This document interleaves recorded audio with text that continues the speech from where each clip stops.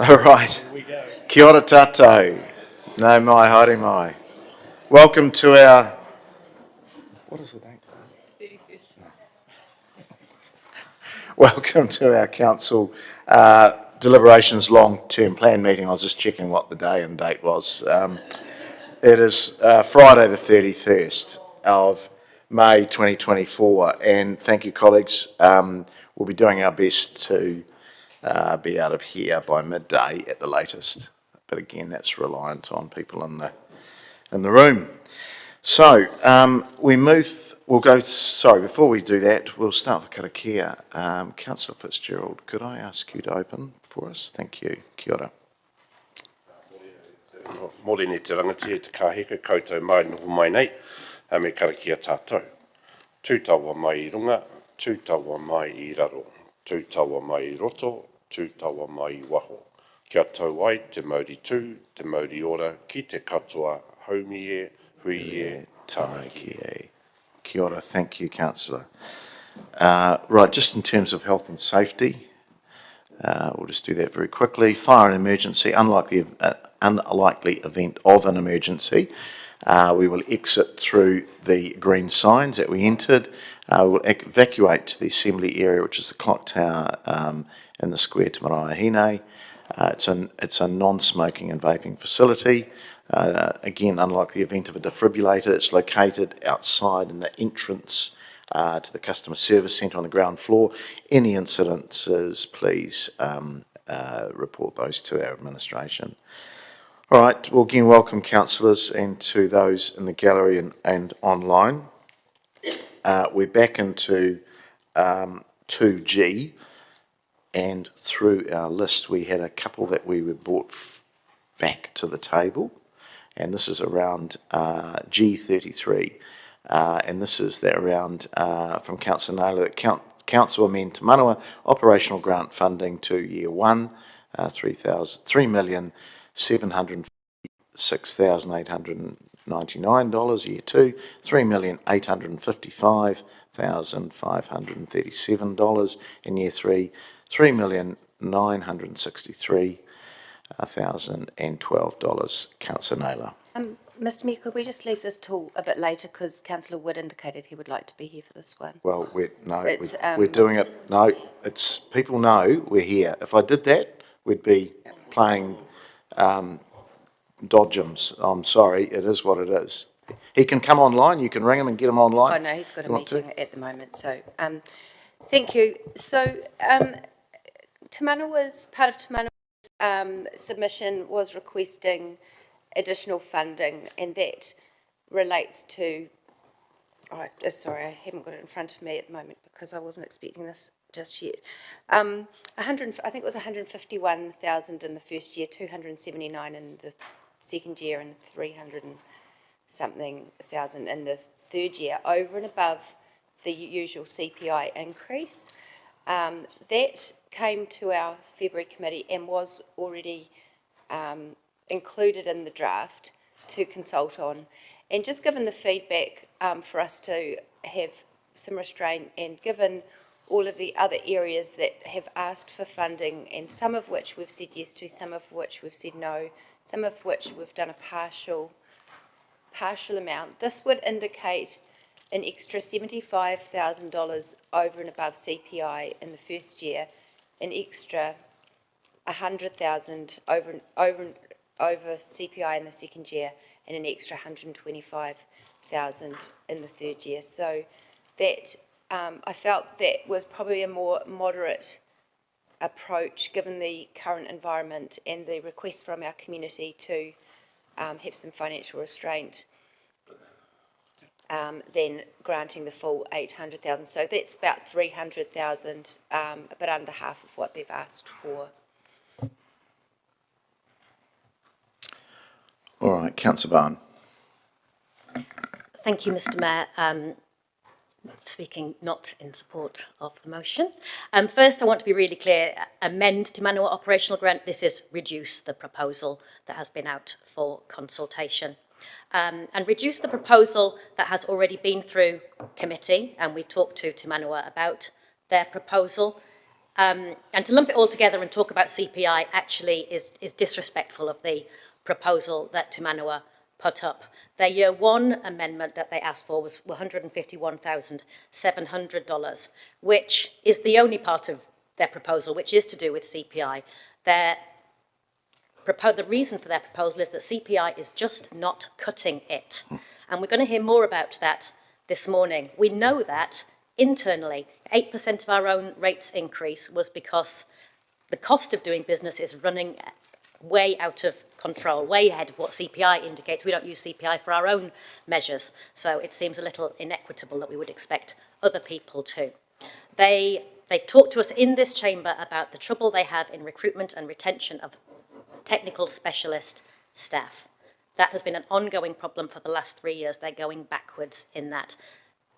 Their particular insurance for the tonga they hold on behalf of our community is running way ahead of what domestic insurance, for example, might be. And our community knows what's happening with domestic insurance. The costs of running that facility, CPI does not begin to cover it. And that's what they talked to us about. And that was the basis of their year one request for an additional $151,700 added into their ongoing grant. On top of that, they asked for $80,000 additional in year two and another $80,000 in year three. And I'm not resiling from these figures, they are big numbers, but they were well explained in committee. We had the opportunity to go through those with the CCO, and they explained to us then what they were for, which is about looking again at those standing exhibitions, the problems and increasing problems of delivering the services we expect from them as a community in a building which is failing and no longer meets environmental requirements for the kind of tonga they hold on behalf of our community. This is the cost of doing business and holding the tonga that our community expects to have access to, expects to be kept in the condition that it needs to be kept in. I really don't see how we can go backwards on that and expect them to continue to meet their statement of expectation. That just seems improbable to me. And I would also point out that, yes, we did receive a lot of comments in submissions about the need to exercise restraint, but Te Manawa also went to their community and asked them to submit on their proposal, and they did so in numbers. Many group submissions talking about the value that Te Manawa is to our community, the value that it is to groups in our community who represent the diversity of our community, and the value to individuals who have access to a safe place to go for free in our community. The only other place that happens is the library. You can't, with your $12 in your back pocket from your tax cut, you don't get very far hanging around the plaza for that. These are safe spaces in our community for people to go for free and appreciate, connect with the stories of our communities. Te Manawa have already moderated their increase. They talked to us about the steps they've taken when they came through committee. I think that was well received at committee. The impact of this would mean that they couldn't do the things that we know they need to do. And so I'd ask for your support for keeping it at the level we consulted on. I think one thing I'd finish with saying is that Te Manawa looks after our history, the tonga that supports that, the stories that go with that. History isn't getting smaller. It's getting bigger as we walk backwards into our future, which is that beautiful whakatauki, that Te Manawa supports that for us. So are we suggesting that we're going to somehow cut history? Or are we suggesting that some people's history gets cut and we make choices about the histories that we choose to tell in our environments? Because I'm not for that. I think the diversity of our community is not for that. History isn't getting smaller, and we shouldn't expect Te Manawa's budget to get smaller because they have to manage that and value it on our behalf. So, colleagues, I'd be really, really grateful, and our community would be grateful if you can reject this cut to our proposal and hold with the work that's already gone to get us to this place. Thank you. Councillor Johnson.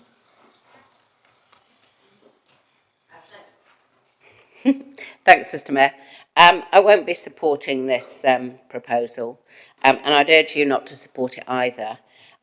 We have been working hard to try and respond to submissions that have asked us to reduce costs. And I think we achieved quite a lot over the last couple of days, not all of which I was comfortable with, but nevertheless, a lot has been achieved. I don't think there's any need for us to continue cutting into areas of community well-being that are significant to the community. And our museum, science centre and art gallery, that is a fundamental community value. Yes, it comes under arts, culture and heritage, but it has a lot of value to the whole community in terms of social well-being, and in terms of providing a place for people to understand their history, to understand the history of our area. It's if you like, it's our heritage centre. On the one hand, I see that we've got recommendations for heritage groups and everything, which, I'm certainly going to support. But on the other hand, our biggest heritage hub, we've got to resource it adequately. And so I'm surprised, really, to see at least one of the names behind this. And I'm really uncomfortable with us handicapping our biggest, I guess, community cultural hub by saying that no, we're not going to keep up with your costs. Mind you, our costs will all increase, and we'll make sure we keep up with those, but you'll have to make do with less. So I understand the need to, as the elected member likes to say, exercise restraint. But I think sufficient restraint has been exercised. And, there's no need to go into competition with Nicola Willis for the most cuts that you can get through, really. So I really think we need to be careful here. There are some services that the community expects from us, and this is one. So please don't vote for this amendment. Thank you. Colleagues, I won't be supporting this either, and I think it just comes down to a straight decision around the value proposition of heritage arts and culture and the sector. I think it's been well put by the two previous speakers about the reasons why. Yes, we can all link cuts and deferrals, and there's plenty of evidence around people asking for those. I'm not going to quote Winston Churchill, I've done that too many times. But the message is there. So look, I'd ask you to not support this. There has been some restraint in Te Manawā in terms of what they're doing. They are operating in a challenging building environment. It's a challenging sector. It's a sector which has specialist staff, which do have to be paid appropriately. It's not something where you just rock up and get 50 or 60 applicants for a curator. I mean, they are in demand. So, having spent a little bit of time in the organisation, alongside the organisation, certainly from the New Zealand Rugby Museum side, I can understand exactly where the cost centres are. And it's a straight value proposition. You value it or you don't value it. And I'd ask you to value it and not vote for this. Anybody for? Yeah. Okay, Councillor Dennison. Thank you, Mr. Mayor. I am supportive of this because this is actually still including an increase to their grant, which ramps up to year 3 just under $4 million. It wasn't that long ago, it was around $3 million.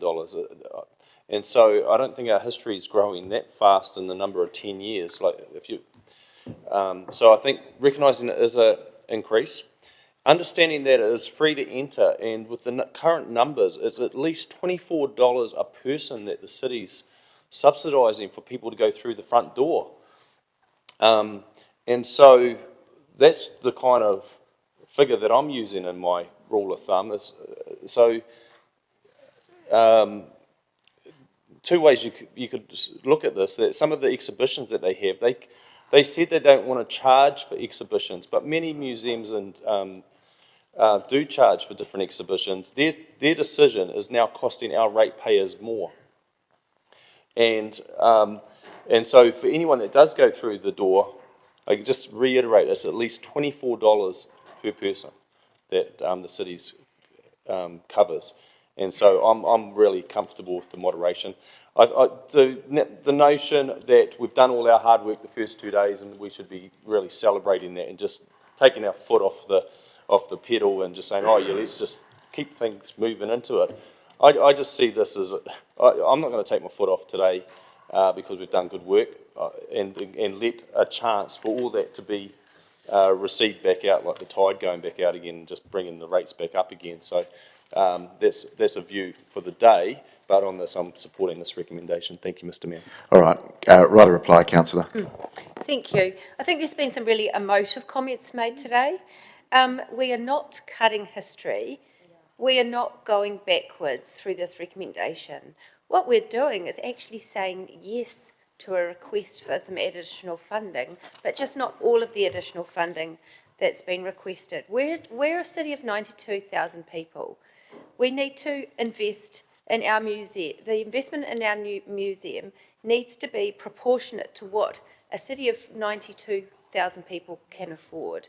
And I think 3.7 million, 3.8 million, 3.9 million over the next 3 years is a significant increase, even above the 3% CPI. I acknowledge this recommendation acknowledges that perhaps CPI isn't enough, so this is going up a bit further. And just briefly, the second comment I want to make is that we have had an inconsistent approach to requests for additional funding through this long-term plan. Some requests we have included for consultation, others we haven't. But I think it doesn't mean to say, people are talking about this as a cut. They didn't talk about it as a cut, some of the ones we talked about yesterday that had asked for funding and we said no. So I don't really see this as any different. So I would urge you to support this. All right, councillors. Thank you. We'll put this to the vote.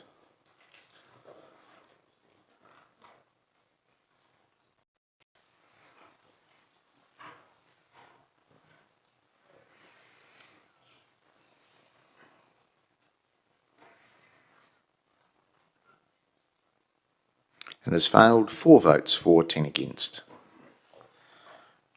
Right, we'll move through.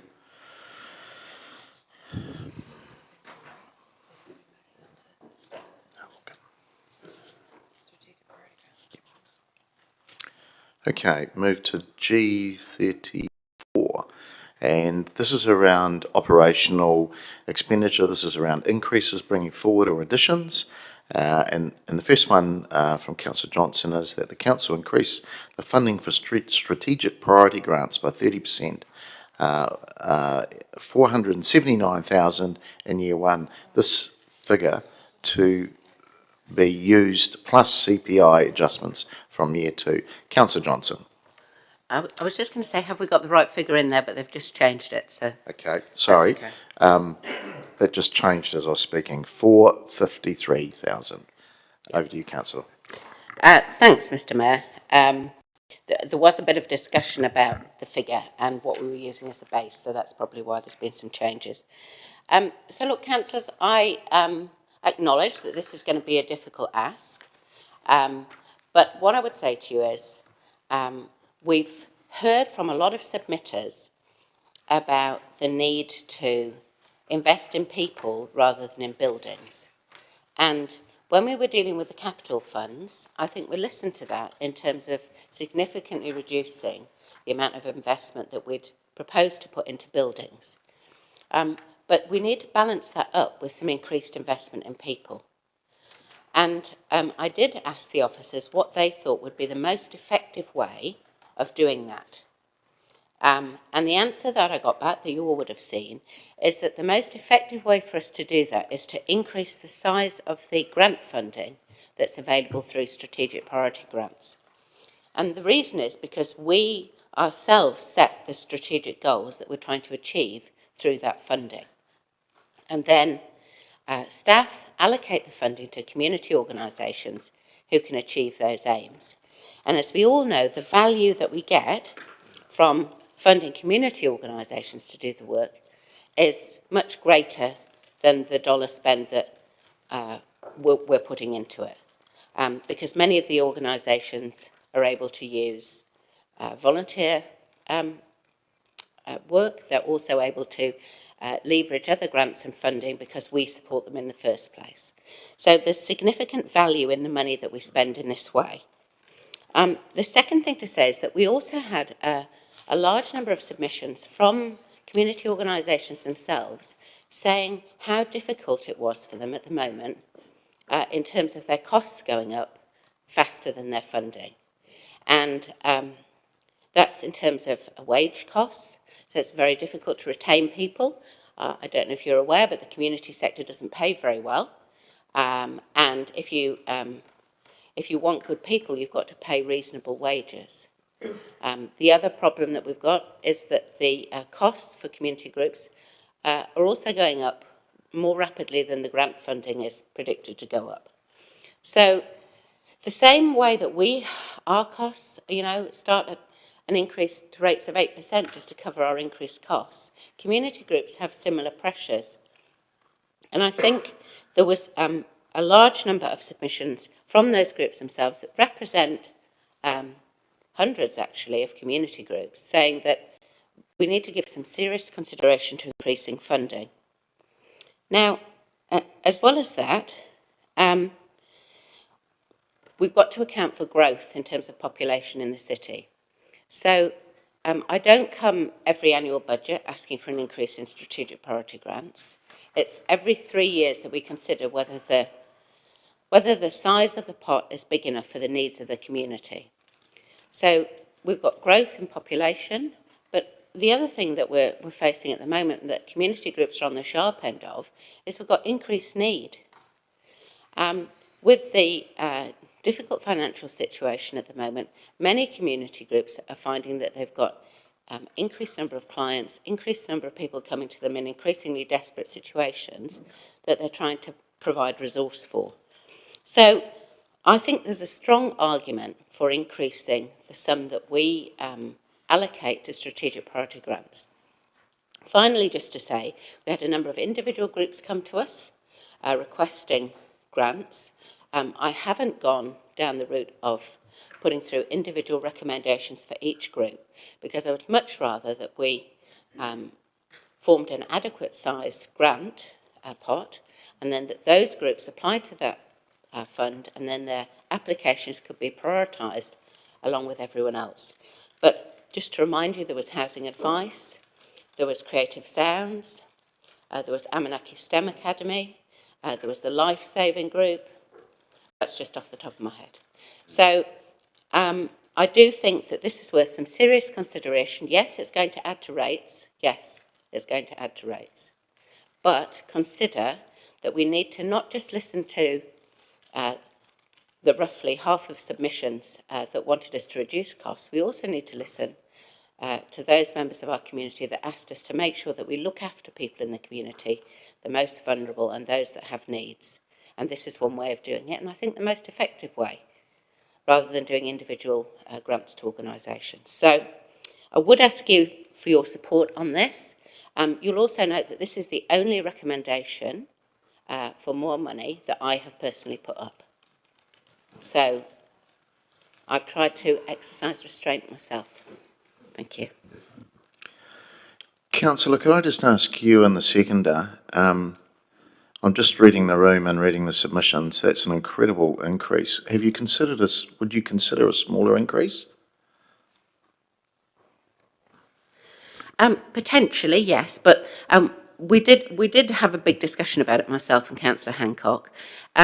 We recognised that we'd had requests for more than 110,000 from community organisations, and we also recognised that some of the submissions said that, the amount requested from the strategic programs was more than twice the amount that we were able to give out. So we wanted to make a significant increase, given that this is a once every 3 years opportunity. It's not something that we do it's not something that we have done on an annual budget basis. Maybe if you know, a large increase every 3 years is unpalatable. Perhaps we should go to doing it on an annual basis. But I think we need to try and move the dial on this, and that's why we've gone for 30%. Okay, all right. Councillor Naylor. I have a question. It was the same question as I asked on the first day, at the beginning of this meeting on Wednesday. The answer to officers in a question was, because there's 4 million extra in community support, and we asked for a breakdown of that, and they came back that 360,000 of it was for strategic priority grants. Now, there was a question mark around that, and I think they were going to come back to us to clarify, because what would be useful in this is to understand how much more over and above what's already been included. It would be useful to understand that. Okay, Scott. Morning all, Scott Manser, Finance Manager. Thank you for the question, I do remember it, and the wider team up in Finance and ComDev have worked on that answer. The answers we provided to elected members there were two questions around strategic priority grants. One was, how's it allocated? And the other was, what's the increase in community support? At the risk of losing the room very early in the start of the third day, both answers are correct. The pool of funds for strategic priority grants in the current year is 1.5 million, 1.51 million. The increase to year one of the LTP is 89,000, so that takes it to about 2,000 short of 1.6 million. So that answer is correct. What we found through the digging through the community support figures is that we have accidentally allocated some of the strategic priority grants into community support when they should be in the Safer Communities activity. So the council budget as a whole is correct. The activity allocation of where the strategic priority grants sits is incorrect at the moment. So now that we've found that, and that figure is about 180 to 200,000 sitting in community grants too much. So that would reduce that community support figure that we provided through advice from 360 down to 160, which is reflective of the increase to the homelessness program, which also sits in the same activity. Is that clear? Yeah, it's helpful. So the 89,000 is the increase to strategic priority grants. Is that cover the sector leads, both parts of it? Yes, that's correct. And, okay, I can work out what that percentage is. Thank you.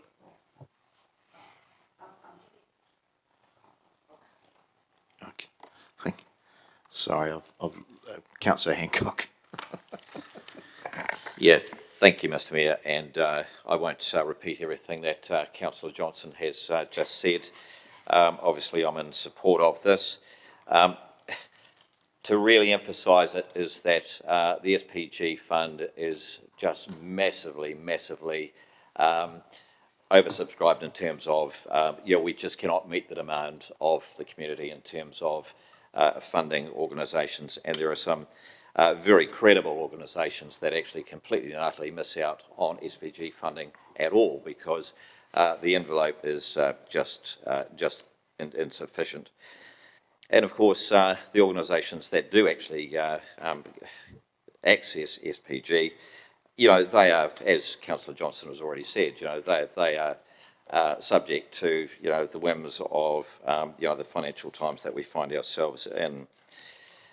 These organisations are really the fabric and the glue that provide social cohesion for many sectors in our community, and of course, without appropriate funding, we'll find that fabric actually starting to break down, and of course, that will have adverse outcomes for our community.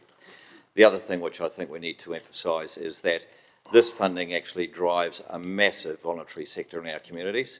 And for that reason alone, we really need to make sure that we remediate this shortfall.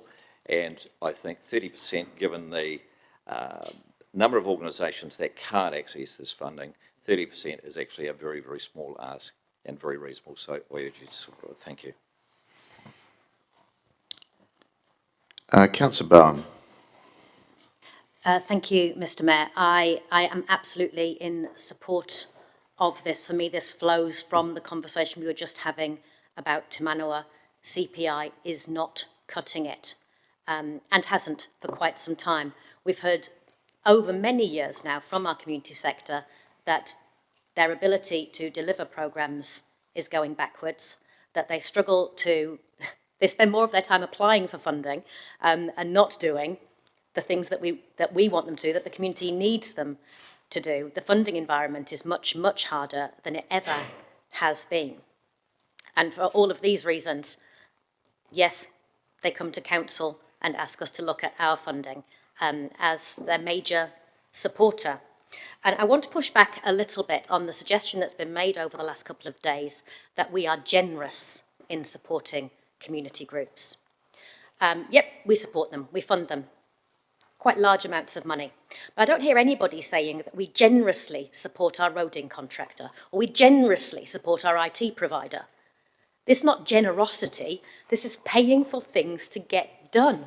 And as Councillor Hancock said, we get amazing bang for our buck by working closely with our community and voluntary sector to get these things done for our city. These are called strategic priority grants. They align with our strategic direction for the city. It's the way that we do the things that we've said we value.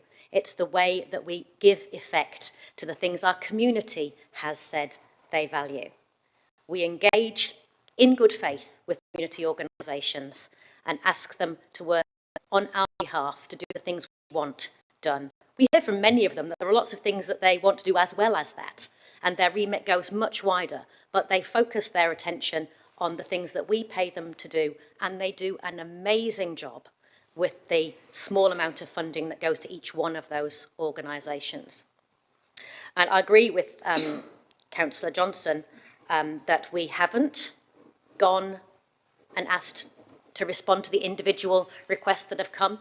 I actually think that's been a good strategic position that we've taken. It's been a frustration to me over many years when we've responded to individuals who have come through this process and annual budget processes to try and get round the way we choose to use strategic priority grants. But I will note that there are many organisations that don't meet our threshold through strategic priority grants. And when we take them through this route, we undermine our own strategic direction. And sometimes I'm surprised by who doesn't get over the line in strategic priority grants, but I trust our officers to make good decisions based on the direction that we give them. I'll note that one of the ones who don't come through strategic priorities is our own rugby museum. So we make some hard decisions when we give the direction to our officers to deliver that, and I think that's the right thing to do. I get that this is a big quantum. There might be some level of discomfort with that. I indicated yesterday a willingness to engage in horse trading.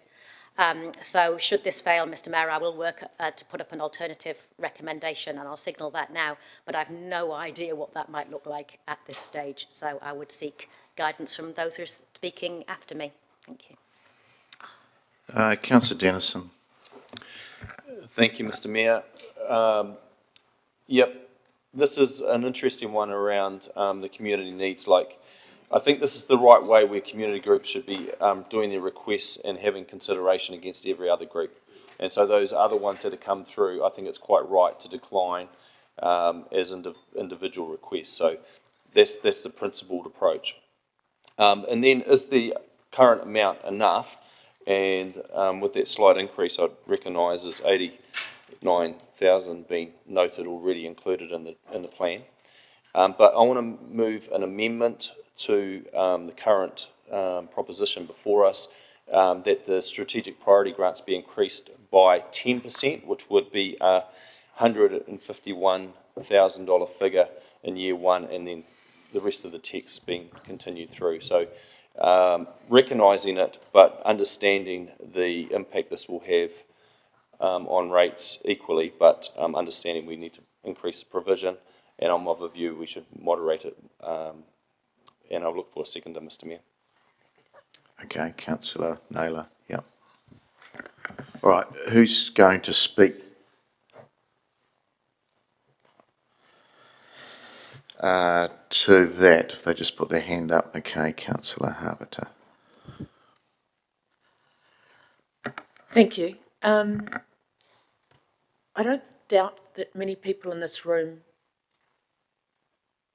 begrudge any of the groups that do put applications in. We all know how hard they work in our community, and we all thank them for all the work that they do in our community. And this fund is there for that purpose, and we all know how hard people do work to put applications in to get through. They also apply to many other charities, and those charities worked hard as well to try and give money to many parts of our community. I think the amendment that's been put up is more reasonable in this environment. I think we've heard it all for the last 2 days about how hard things are, so I'll be supporting the amendment because I think what was put up with 30% is too high, but I think 10% is the right way to go. But I do think no one is saying that the strategic priority grant is not important. We all know it's really, really important. It's just how much we put as an increase. And I think putting the amount at 30% for me is too high, and I can't stomach that, but 10% is where I want to sit it. So thank you. Thank you to the mover for putting that up. All right, who wants to speak to the amendment? Councillor Barrett. Thank you, Mr. Mayor, and I will say this is one of the recommendations that has given me some pause for reflection in terms of how we actually do properly respond to a sector that is under increasing pressure and has clearly not had the investment levels needed to even deliver within the current scope. So I am prepared to certainly see us increase investment here, and I, a bit like the mayor, have been thinking about, well, what is the way through?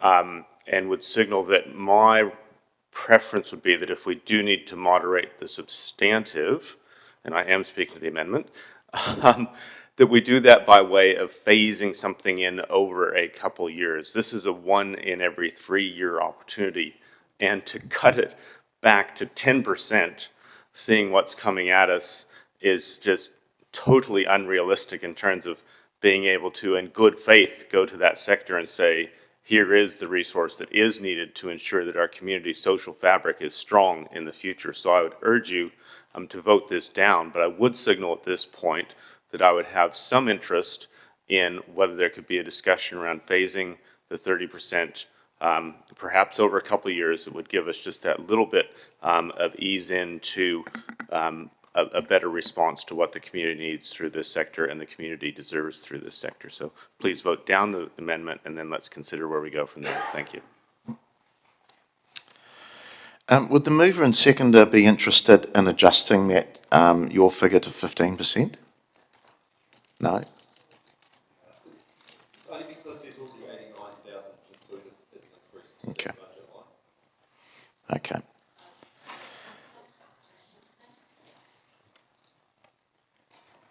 Councillor Johnson. Sorry, Councillor Dennison, your 150,000, does that include the 80, the 8? Okay, so, but my figure is including the 89K. So it's 30% in total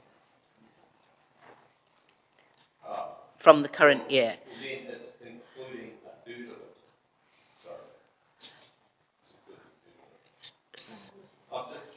The 10% increase is... It's 10% on current year? Yeah, so if you've included it, mine includes a third of it. I'm sorry, I don't understand. Then Sorry, I don't understand. So the 89 is in a CPI increase. So is yours an additional 62 on top of that, or is yours an additional 151 on top of the 89? That's what I'm seeking to understand.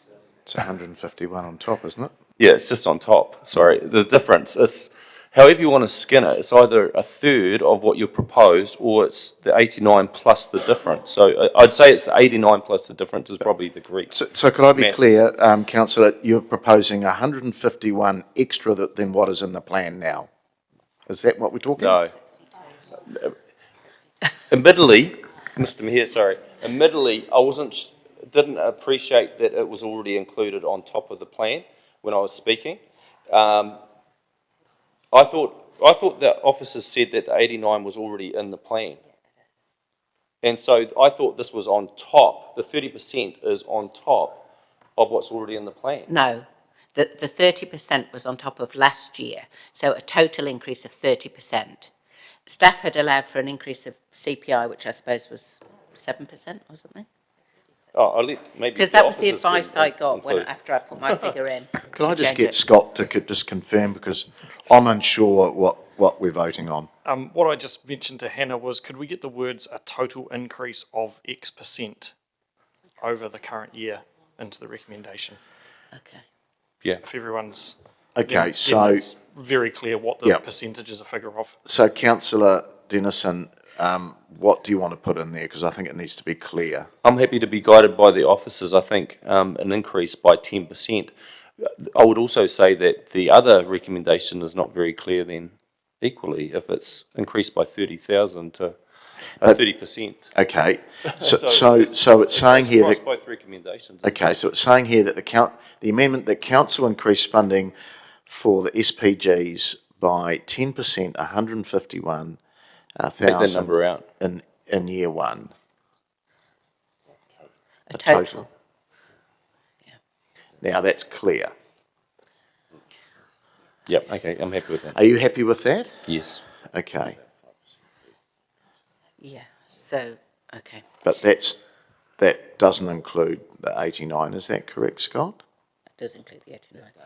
That would include the 89. Yeah. Okay. Yeah. So I So mean, the if we want- 89's inside the 151. Yes. I guess if we wanted to be incredibly clear, we could go including inflation, any inflation adjustments.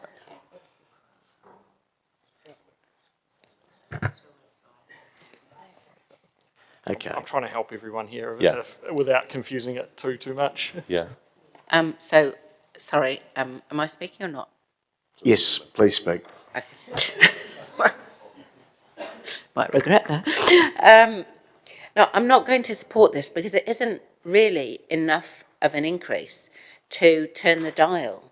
The 89,000 was the CPI increase. So this is effectively only a $62,000 increase on top of that, which I don't think is sufficient when you consider that there were 42 groups funded by SPG in the last round, and there was well over $3.5 million requested. And the total fund is only 1.5 going up to nearly 1.6 million. So we're way underdone in this fund.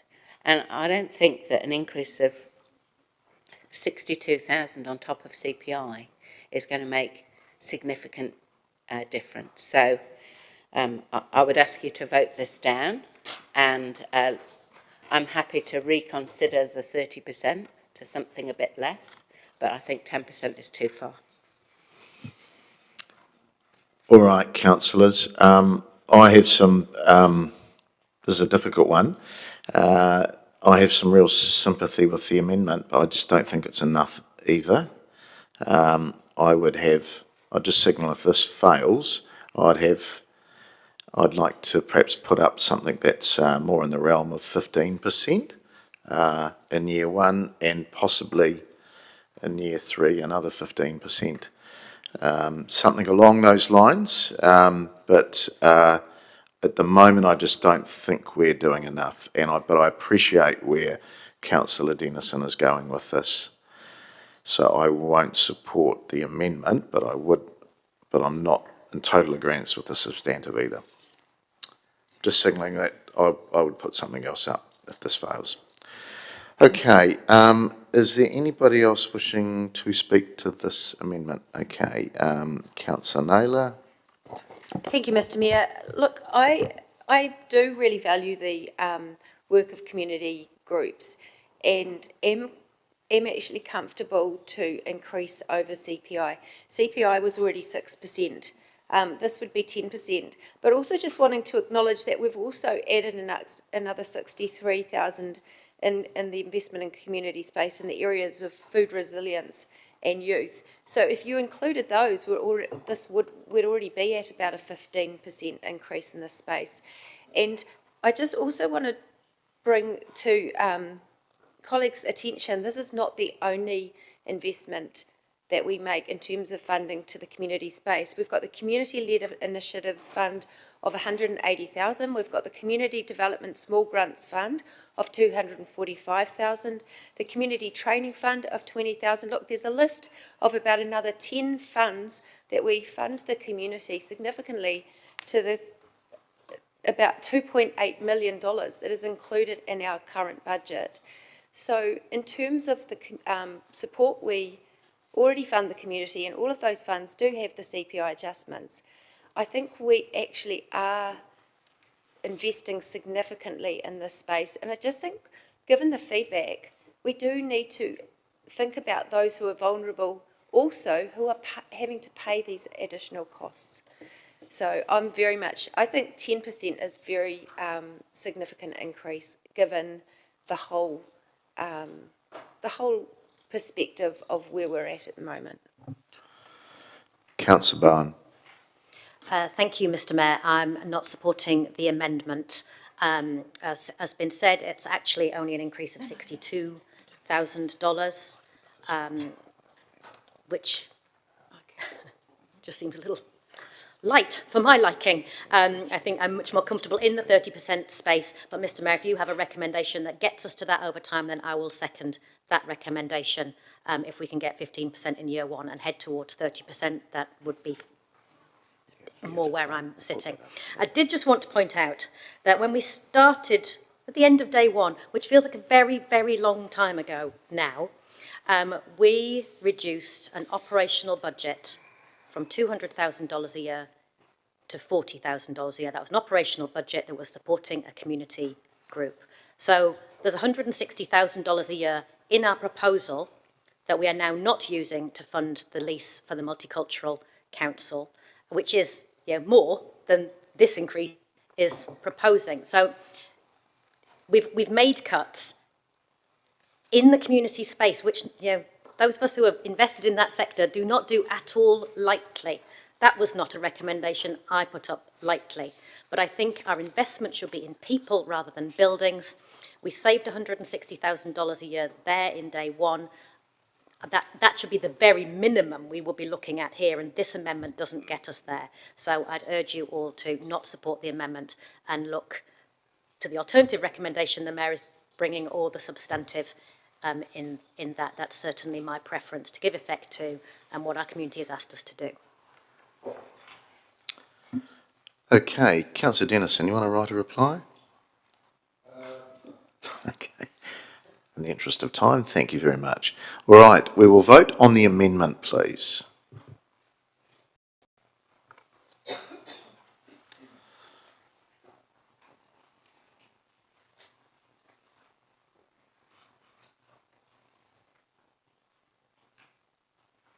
And that has failed. 6 votes for and 9 against.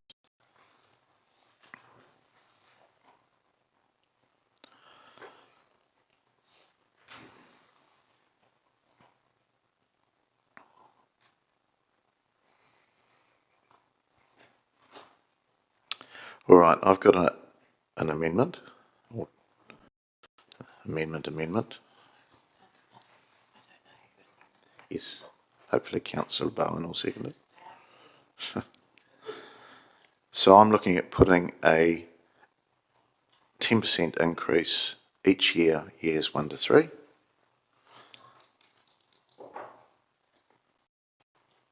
And this addresses, I think, both issues that we're tackling.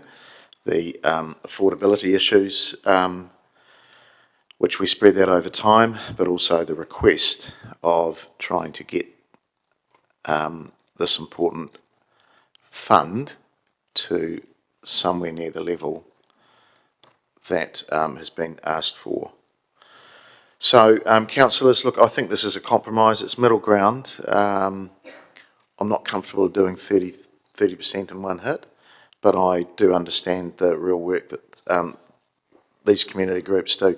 I just want to say, we are quite generous as a council, and I know this goes against some of the language that's been used previously. You don't see other regional cities doing this. So we do have to acknowledge, and that's why we have got a great community sector. And because we encourage it, we nurture it, and it is an investment. And it's an investment that has gone on long before we've been here, and probably will continue long after we've gone. It's sort of one of the strands of DNA in the city's social and community fabric. So I have no issues in supporting that. It's just at what level. And as some other councillors have said, there has been a real call to tighten the belts, do everything we can. I think this goes some way towards addressing both those issues. So if you can, please support this. It's a compromise, but it gets us to the same place in 3 years. Councillor Johnson. Thanks, Mr Mayor. I will actually support the amendment because I admit that a spirit of compromise might be needed. I think going a bit slower might be more palatable to some people. And also, I think a year-on-year increase will be significant to community organisations. So I think it's a different way of getting to the same place. I'm prepared to accept it, and I would encourage people to vote in favour. Thanks. Councillor Zabellan. Thank you, Mr Mayor. Thank you for putting this up. I think it is a very decent compromise. I think, yeah, we do need to be responding to what we've heard in the submissions from those who are on the front lines and reporting to us from the front, if you like. I think the critical difference from this funds to other funds that those groups might be able to apply for is that we contribute to operational expenditure and salaries. That is assistance they cannot get anywhere else. So it is absolutely critical for these organisations. And this is a partnership with over 42 organisations at this stage, and they do such important work, is such a tangible difference in the lives of people in our community, and covers such a vast array of programs and services that we just get incredible value for every dollar that we spend in this sector towards achieving our goal of a safe and connected community. They're doing a huge amount of the heavy lifting for us, for actually a bargain of a price, to use one of the submitters' rhetoric there. This is for our most vulnerable community. Also, to address what Councillor Naylor was saying, this addresses the most vulnerable and the most isolated and the most in need of support, and does it very well. And I would also just cheekily pitch it out there that at a total price of sort of $450,000, it is half the price of an artificial turf, and it is the equivalent price of a covered bowling green. But this is a partnership with 42 organisations, not just 2. So the value proposition for me is very, very strong, and I would please urge you to support this. It goes a long way to helping a lot of people, investing in people and not facilities. Thanks. The 4,000 members of Central Football, thank you. All right, Councillor Wood. Mr Mayor, I just want to seek some clarification as to your intention with this, because this is different to the recommendation we just did, which included CPI. You've written plus CPI in there. Plus CPI. Okay, well, otherwise, it's not a true 10%. Okay, well, in effect, what this is doing is a cumulative increase. So I suspect part of the reason some councillors who were supporting the initial one are fine with this is because actually this gets us far further than what the initial increase did. Yeah, I can see the smile. I knew you'd figured that one out. And so if we're suggesting and we're assuming 3% inflation plus 10% on there, that's 13% year on year on year. That means in 3 years' time we will increase this fund by 44%, from 1.5 million to 2.16 million. So of course councillors supporting this isn't a compromise, this goes further than the original one. This puts far more in over the 3-year period than the original one, in a time where our community is telling us, do the basics and do it well, keep supporting what you support. I could accept a one-off 10% jump, yep, maybe even a one-off 10% plus inflation, recognising the good work that our community support services do. I'm all for funding our community organisations, but this is far, far more than the original. So frankly, I'd rather vote this down and vote for the original 30% which I know is a little bit silly, but I'm sorry, Mr Mayor, if you wanted to make this including CPI, I'd support it, but plus CPI, you're talking a really significant jump that I don't feel we've got community mandate for. I believe we do have community support to increase funding to a degree, but 44% over the long-term plan? No. Councillor Bowen. Thank you, Mr Mayor. Damn your maths, Councillor Wood. I am supporting the amendment, clearly. I think it's a marvellous idea. I just want to go back to this idea that there's all these other grants out there and people could just apply for different things. Councillor Bellin, you nailed it. They don't do what this does. And also, when Councillor Johnson asked for officer advice about the best way to meet community needs in this space, the officer said strategic priority grants is the way to go. So that's why this conversation is focused here.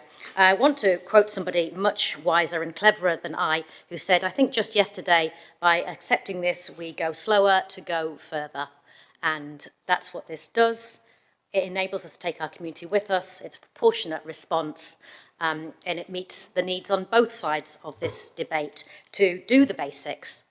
There's no question that our community services volunteer sector does the basics. These are absolutely fundamental core services in our social sector, and they do it incredibly well. We're investing where we know we get good return for that money. And it's not just in connected and safe, it's also in creative and exciting, it's also in our environmental goals. The strategic priority grants go across our community-focused drivers for this council. It gets us where we want to go, and it gets us there with partners, and that means we travel further with friends. Councillor Naylor. Thank you, Mr Mayor. Just, I was sympathetic to this, but Councillor Wood has highlighted something that I hadn't actually been quite aware of, and I think it is significant given that CPI on this fund was 6%. So I would like to move an amendment to change the plus CPI to this figure used to include CPI and then delete from year 2. I think then it's cleaner, it's 10% a year for 3 years. If we're looking at 10 and then 16 and then 16, then certainly it does. It's not a more moderate option, it actually goes further. Do you have a seconder? Yeah.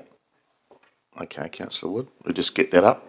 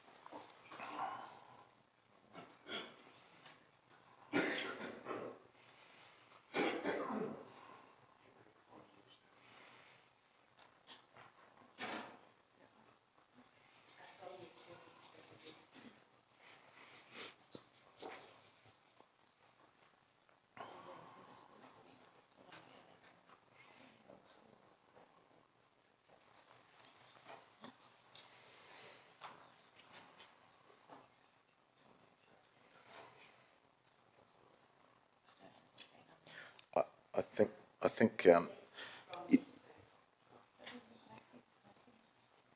So, Councillor, you're really saying 10% each year in years 1 to 3, including CPI?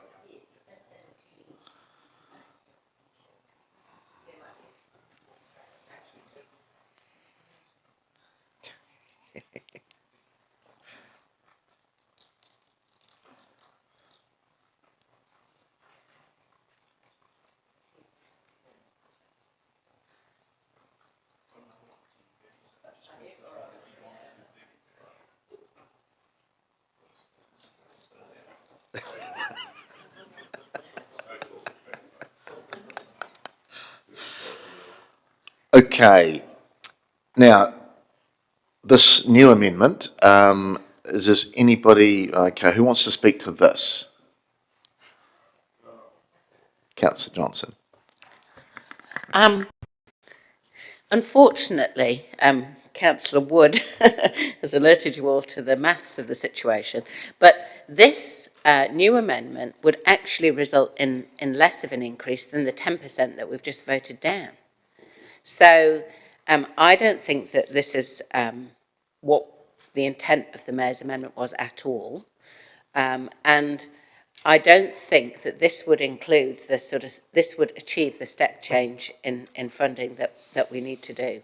So whilst I understand that it's attractive to those who wish to save money, this is about providing support to community groups. And we have reduced community funding by millions of dollars in the course of these last 2 days. That's no exaggeration, millions of dollars. I think that a targeted increase in the Strategic Priority Grant Fund is a small compensation for that. And so this 10% each year, if CPI is 7%, is basically only an increase of 3% each year in real terms. And I don't think that's enough. So please don't vote for this. Vote for the Mayor's original amendment. Okay, Councillor Barrett. Thank you, Mr. Mayor. Yes, an interesting point to join this debate, in which we've learned that some of our colleagues are very good at driving calculators. What we haven't, though, is the ability to actually look into the future with any certainty to know what CPI would even be in any one of these years. And so by taking this approach, you're very much putting everyone into a frame of uncertainty. And I think, if anything, we should not be putting the community sector into that frame. We need to know that from this council, we're going to deliver something that in real terms, in real dollar terms, over those 3 years, will increase their power in the community. And I'm very much, frankly, disappointed to see this come in as almost a subterfuge to try to undermine what was actually a very good direction of travel that the Mayor and Councillor Bowen had put forward. There is risk around the uncertainty around where the CPI should be, or where it will be. I accept that there is that risk, but the question is, who should best bear that risk? My goodness, the community sector on their own? Or should we as council be prepared to acknowledge that there is a level of uncertainty there, but we will carry that risk so that they have the certainty and they have the buying power that they will need to deliver on services to the community into the future. This would be a very short-sighted way, and frankly would be one of the most disappointing outcomes that we could have had from our very good starting point that Councillor Johnson and Hancock put forward. So please do vote this down so that we can return to the very sensible substantive which the Mayor and Councillor Bowen were leading out. Councillor Hancock. Thank you, Mr. Mayor. Like the other two speakers, this proposition here is pretty much tragic, would be about the best analogy I could use for it, really.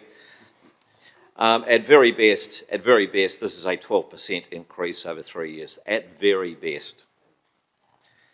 And in terms of the value proposition that our voluntary sector provide for our community, this is just an absolute insult, and it undermines and undervalues the work they do. So please vote this down. Thank you. Councillor Wood. I'm sorry, Mr. Mayor, but the comments that have just been made are absolutely absurd. The suggestion that I'm being cynical by supporting this fund increasing from 1.5 million today to 1.99 million in 3 years' time, that somehow that's nasty and conservative and right-wing and cost-saving, is just ludicrous.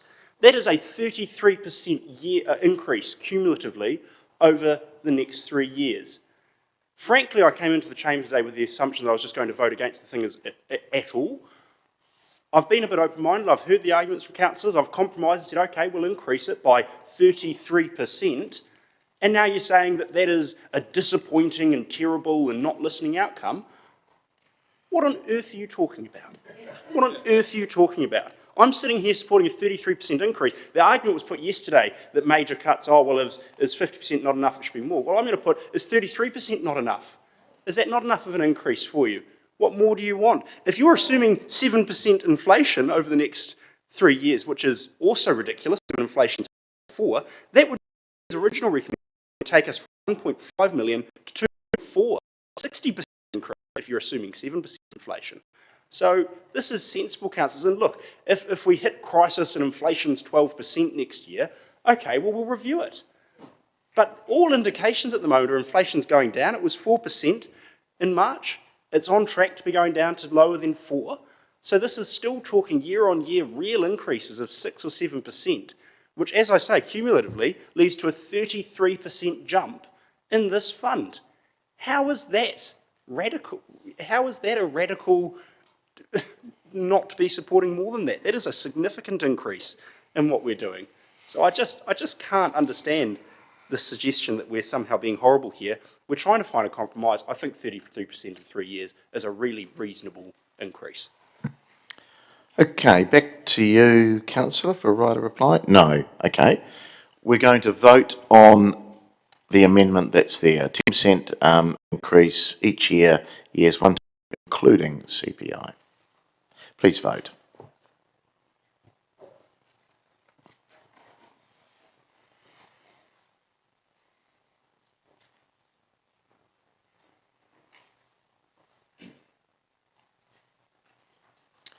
And that is 6 votes for and 9 against. Okay, we go back to...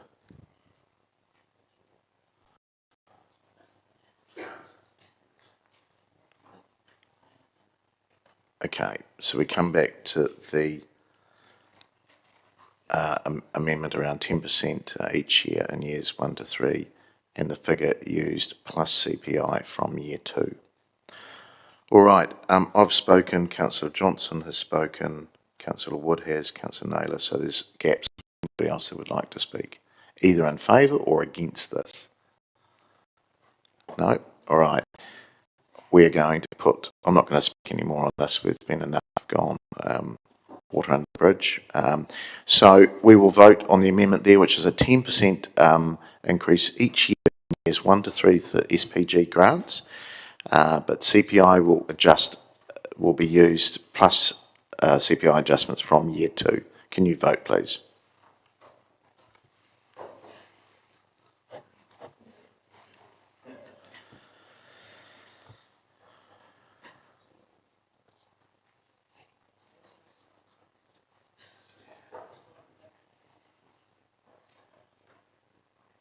And that has passed 11 votes for and 4 against. And so now we're going to have to do the substantive.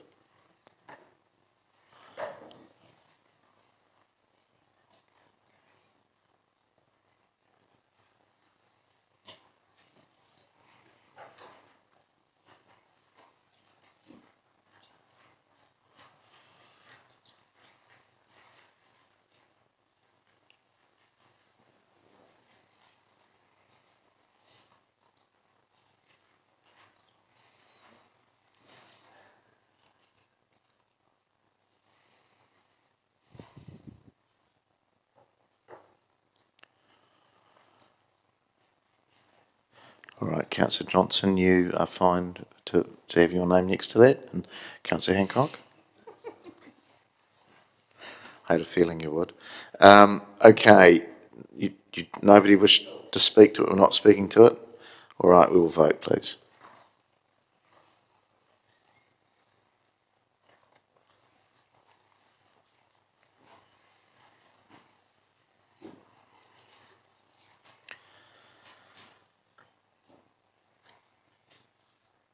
And that has passed 11 votes for, 4 against. Right, we'll do one more before we have a cup of tea. And the one up is G35, if I can recall. 36, G36. G37. And this is around council bring forward program 1811. This is around citywide hazardous waste day by 1 year to enable a 2-yearly hazardous waste collection starting in years 2 of the LTP. Councillor Barrett. Thank you. I think this could be just dealt with a question to officers. I think there is a bit of confusion on the first day around perhaps a drafting error in the supporting information. So if we could just get on the record what the actual situation is, we may be in a position to withdraw. Thank you for that. I can confirm that this program is already in years 2, 4, 6 and 8 and 10 of the LTP. It was an error in the supporting information material that was provided. Great, I believe we're both happy to withdraw then. Okay, thank you, appreciate it. We'll go to G38, seems we've got a little bit more time, and this is around council supporting a 20,000 per annum conditional on the Manawatu District Council co-funding of the same amount for the Manawatu Business Chamber, Business Voice and Response Strategic Project. Councillor Hapeta, wish to speak to this? Thank you, Mr. Chair.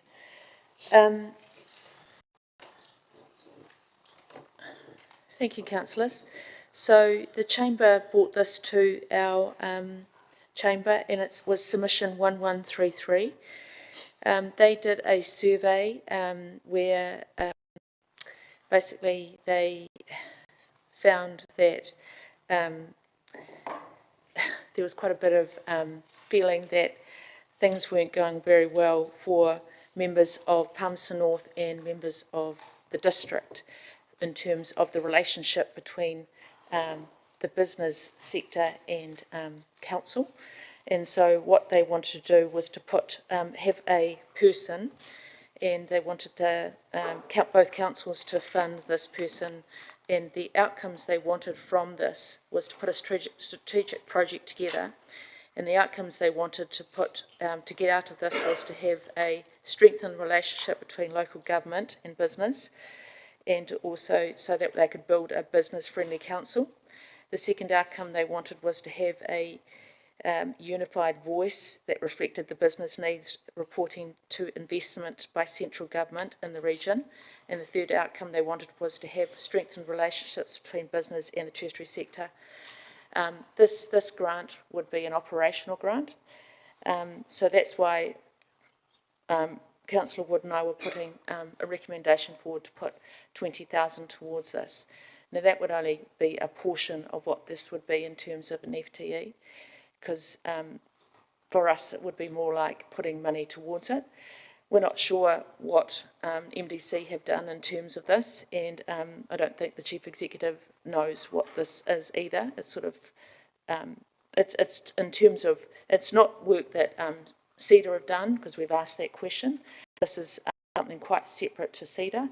It is something that the Chamber are looking to do, and so it's not a duplication, but that's what this is in terms of the 20,000. So it was submission 1133, and it was from the Chamber. So we're putting this up to test the room. Thank you. Councillor Dennison. Question of the mover, if I could. Does this include, or is this plus CPI? I'm joking. Hey, but yeah, question, right? Thank you.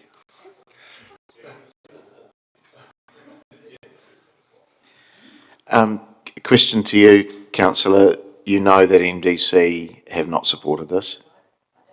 Yeah, they did not support this. No, we're not aware of it. No, they voted it down last week. So it's still, from our point of view, it's still they are a major player in our city, and they're a major supporter of us. So I'm still happy to put this forward. But okay, you'll have to change because it says conditional on MDC. So if we can take that part out. Okay. Is the seconder okay with that? Yeah.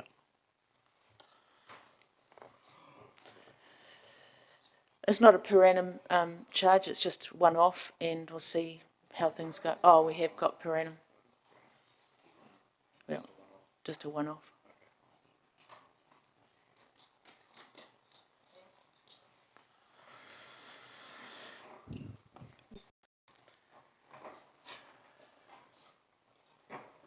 Okay. Look, I'll speak to this.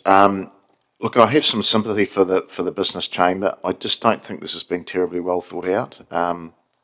As the mayor, they didn't approach me. Although I did know it was something they were doing, as Councillor Hapeta explained in Fielding. It was rejected there. And there is I believe, a little bit of duplication going on. We already fund via CEDA the factory and Sprout, and the government science review, of which the city and the CRIs have collaborated on, that ship sailed. That will change the landscape of the science community. So perhaps there is some benefit in that, but I would do it in more of a collaborative manner than funding one organisation against another organisation. I'd be trying to get them to talk together. I do wonder if the Chamber would have been better to come to us and say they wanted an extra membership grant, from a civic grant from us for work, the valuable work that they do. The response to their Manawatu report, which was written by Wellingtonians, who did not interview everybody or anybody that I know of, tells me that perhaps we're not being very strategic about this at all. So I'm sorry, but I'm normally a big business supporter, but I'm just not sure this is hitting the mark. And I would encourage the Business Chamber to come and socialise this further and better with us next time if this fails. So I'm supportive of them, but I'm just not sure they've gone about this as good as they could have. Yeah. Councillor Michelard. Thank you, Mr. Chair. I'm also or similar thinking as you, Mr. Chair, because I actually think while I'm supportive of the business chamber, I also think that there's a bit of duplication also happening. Funding CEDA would already do some of these things through CEDA as well, which look at the economic development aspect of the city and that sort of thing. And us doing this as well, while it's a sort of negligible amount, it's just a bit of duplication on our part.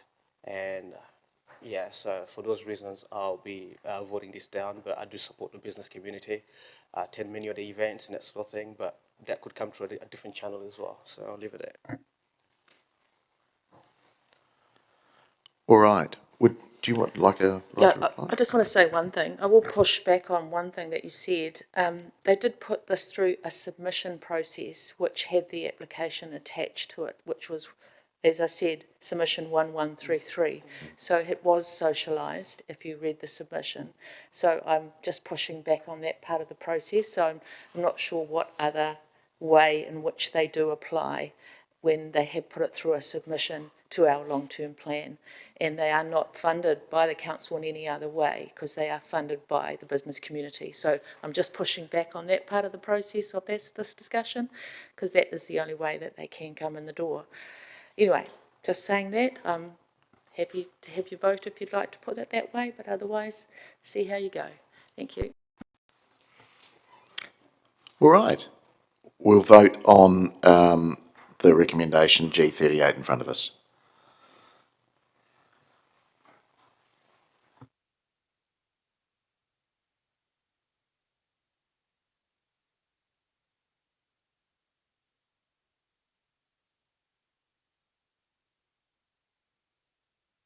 That has failed. 4 votes for and 11 against.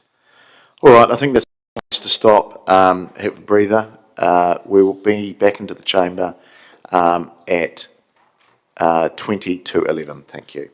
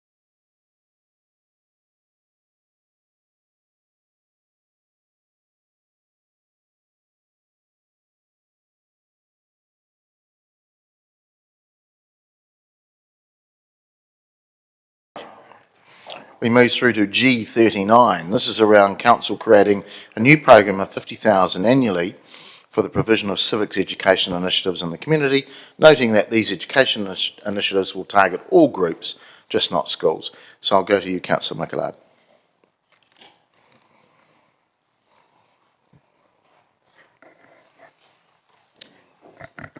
Thank you, Mr. Chair.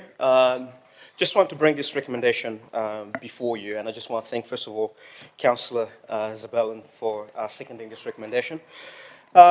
Colleagues, the reason why I bring this recommendation to you is for a number of reasons. These have been highlighted in a number of not just submissions over the years from community groups, but also because I feel that there was a need or a gap in the community. And also this has been raised by council staff on a number of occasions. If you recall, on the 7th of December 2022, just after the local body elections, council received a report titled Local Government Elections 2022 Participation, which suggested that civics education funding could be included as part of the long-term plan consideration to boost engagement. And also, a key sort of question in the final report for the panel for the future of local government review was that what can council do more of to increase community understanding about the role of local government and therefore lead to greater engagement and civic participation. It was recommended that delivering local services or local civics education for all ages, building robust civics infrastructure and facilitating community conversation about issues of local importance was a way to go. Also, another key is our aspirations in the Council's active citizenship plan. Under Goal 5, a driven and enabling council, our aspiration is to increase overall voting participation by 50% by next year. And at the last election, we had 36% of people voting in Palmy, and that's about 22,000 people out of 60,000 people of the voting population. The other reason that I want to bring this to you is simply because there's a serious lack of understanding in the community about the role of council, let alone what the regional council does, and also a misunderstanding between what council does, what central government does as well in their roles. And I've heard from some members in the community who have come to me on a number of occasions and told me that they do not simply understand the system, and they cannot determine whether it is relevant to them as well. And a number of people have come to some elected members to see if they can influence immigration settings, things that are not related to council. And finally, on September 6th, the council reported to us, officers reported to us around options to address key issues raised in the 2022 annual residence survey. And in that survey, the report identified or found that there's a growing number of people that are dissatisfied with the value of money the council provides, and the report also found that people are dissatisfied on issues of trust and leadership. And one of the recommendations or one of the proposals that was put before us by officers was to put before us a number of ways that we can raise awareness around the role of elected members and the services and operations of the councils, including producing a targeted newsletter for every 4 months to promote council services and activities to all residents. And engaging with schools was one of the things also suggested. And also bringing awareness to local democracy, governance, and responsibilities of elected members, and cover multiple activities across the council. I understand that there's no silver bullet to this, and civics education does not stop just with schooling. There are also other opportunities to educate, engage, and enable citizens or active citizenship across the whole city. And I believe that this funding, if approved, or the proposed funding, if approved, will give staff an opportunity to identify meaningful and innovative ways to deliver local civics education for all ages and build civics infrastructure and facilitate community conversation about issues of local importance. So I will encourage you all to support us. Councillor Bowen. Thank you, Mr. Mayor. I was going to ask the Chief Executive about this, but I'm actually not going to, so you get off that one, Wade. I'm not supporting this recommendation. I noted in the marketing communications report that came with the officers' reports to this committee, the huge amount of work that our comms and marketing team does to engage with our community and to educate them about what council does. We already have significant budget that tries to do exactly this in different ways. Noted in the submissions that we got, the huge amount of work that our governance team did trying to engage with community and schools to inform them about the work of council and how they can have their voice heard. I accept that there's people we don't reach. There will always be people we don't reach. I don't think putting another $50,000 to it would see the outcomes that the mover is suggesting we would like to see, and so we just shouldn't. Thank you. Councillor Zabellan. Thank you, Mr. Mayor. I was keen to second this one so we could test the idea with the room. For me, it's not really civics education as such as looking at our civic relationship. And I think it is key that we build trust and confidence with our community, and we've identified loss of public trust as a key strategic risk, and we need to be more proactive about managing that risk. I agree that the resident surveys have showed us some pretty low stats about the state of public trust and confidence in our processes, but it also shows us that the more familiar people are with what we do and what our services are, then the more satisfied they tend to be with our performance. It's a bit of a generalisation, but it does show that correlation between the level of knowledge and understanding and the level of satisfaction with our performance. I think we can't expect good public engagement if we don't engage more effectively ourselves, and that's not just good comms. I think our comms team are frankly a huge asset, and Councillor Bolden is right, they have been doing an enormous amount, as with our democracy governance team, to reach people through this long-term plan in ways that we haven't done before. I think we've seen the results of that.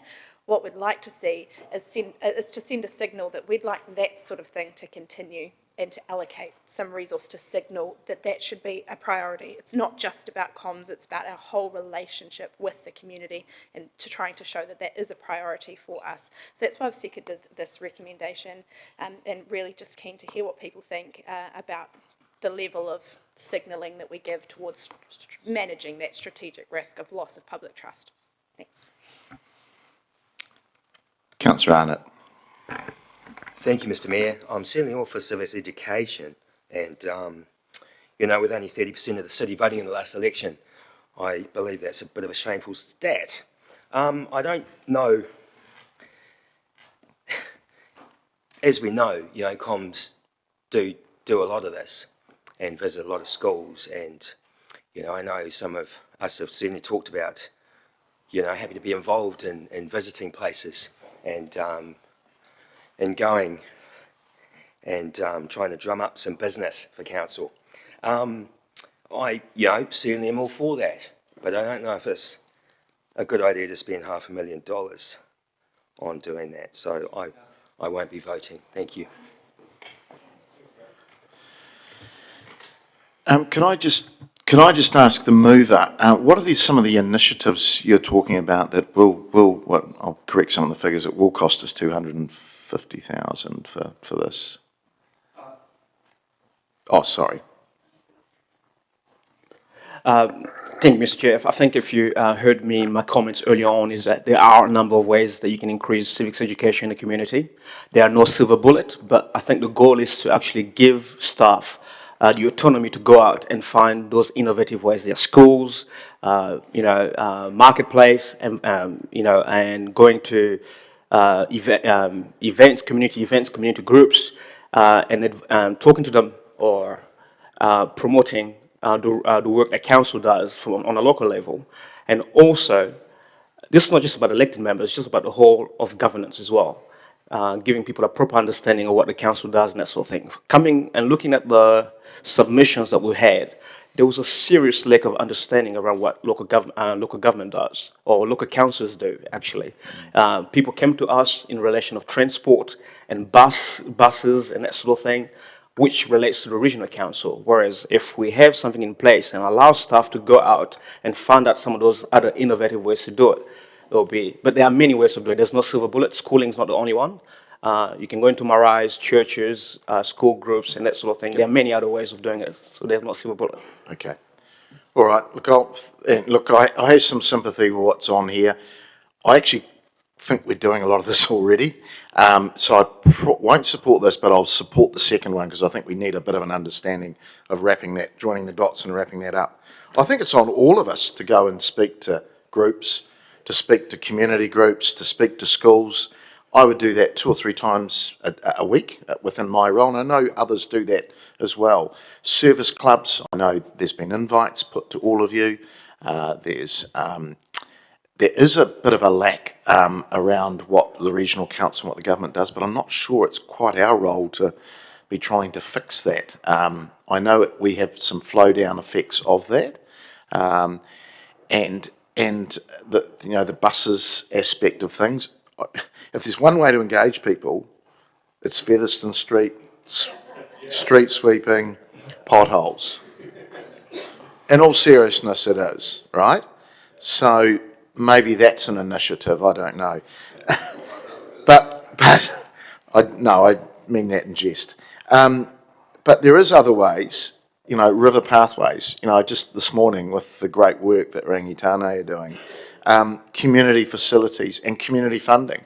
There'll be a ripple effect from decisions in a positive manner from what's happened today, and possibly a negative manner as well. But I would hope to think more of a positive manner. So I think all of those initiatives are happening. I'm not sure it's all education either. I think it's an understanding. So I don't know what the word is. Councillor Zabellin had framed it up quite well before. So look, I think this work is really valuable, but I actually think some of it's already happening. So I will support the second one, which pulls it all together in a report, but I'm nervous about putting 250,000 into this straight away, year on year. So I won't be supporting it. Councillor Hancock. Yeah, thank you, Mr. Mayor. I was really just going to ask a question before, but just in light of your comments, I don't really need to say a lot more, really, other than really to thank both the mover and the seconder for bringing this matter forward, because it actually starts a conversation about something which I think is probably fairly important. We really need to formally understand the gaps and the opportunities, and I think the second recommendation will actually provide that for us. So, like you, I won't support the investment at this point in time, but most certainly would welcome a formal response from council officers in due course. All right, back to you, Councillor, for any right to reply. Thank you, Mr. Chair. I'm very much. I share the concerns that are being raised by some of my colleagues at the moment as well. Regarding this conversation, but I think we need to be true and honest to ourselves sometimes. I remember when this report came in September 6th, Councillor Bowen said the following. She made no apology of the shameless promotion that goes on social media. It was important to connect with the community to help them understand what the role of an elected member is. It's either, this was only September. The comments actually reveal that there are some gaps that need to be addressed if what we're doing already is already working to achieve that goal. She continues, but the risk in it is that it looks like we just go around to a lot of events and openings, and it doesn't really talk about the bigger issues the mayor was mentioning around infrastructure, our work on those big ticket items. Those comments alone, this was just September, reveal that there's an issue or there's a gap that was not being met, and that this exactly would do that as well. I'll quote the mayor on that very day when the debate was happening. Referring to the voter turnout of 39 or 36% or 37% in the local body election of 2022, this is what the mayor said. Mayor Smith said, the council needs to focus more than just schools. It also needs to service the clubs, the marae, the businesses, the sports club, and get its message out. There needed to be a greater understanding of the different roles of central government and local government. I don't know how many times I'm asked to fix immigration settings. This is what the mayor said. And the last quote from the mayor said, Mayor Smith told officers that they didn't need to wait for long-term plan deliberation to hold these focus groups. I understand and I share all these sentiment as well. But these comments alone actually reveal also that there's a need in there or something in there that's not being met, and which is what the funding would do, which is to give our officers the capacity or the funding that they need to identify those gaps or to fill those gaps that are not being met at the moment. I understand that in this current environment, when we're trying to make cuts and fund savings, it's quite tempting not to want to raise or put this in the budget and that sort of thing. But we also have to see what we're trying to achieve here. Our own plan actually states that our aspiration for an active citizenship plan actually states that we want to achieve 50% of the voting participation in Palmerston North. And last election was only 37%.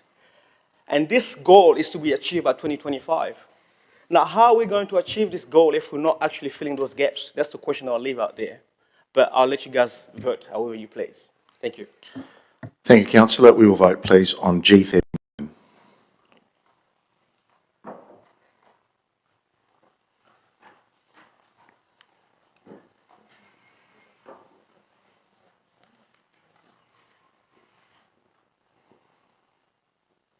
And it has failed. 2 votes for and 11 against. We will move through to G40.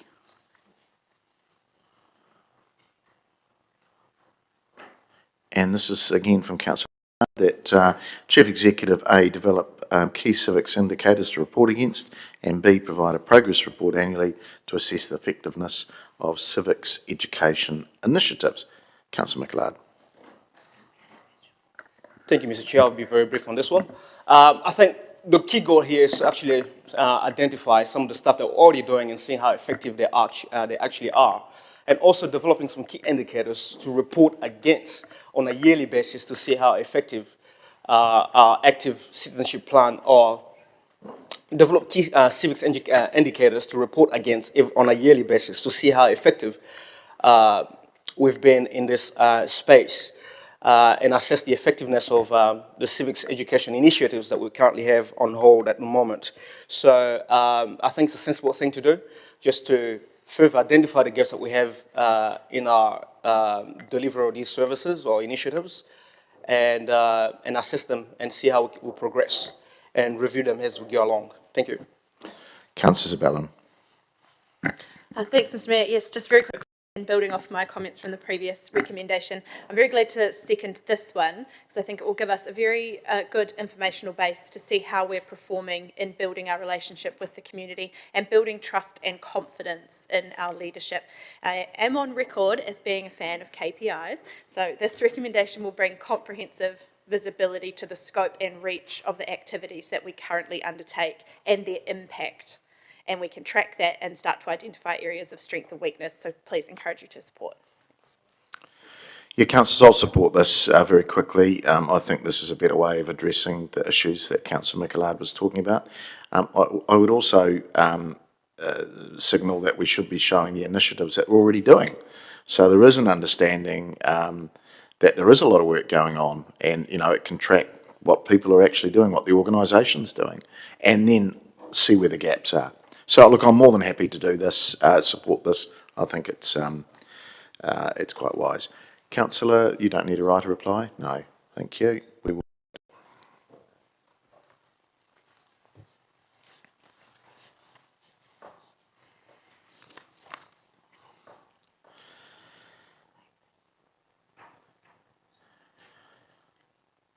It has passed 10 votes for and 2 against.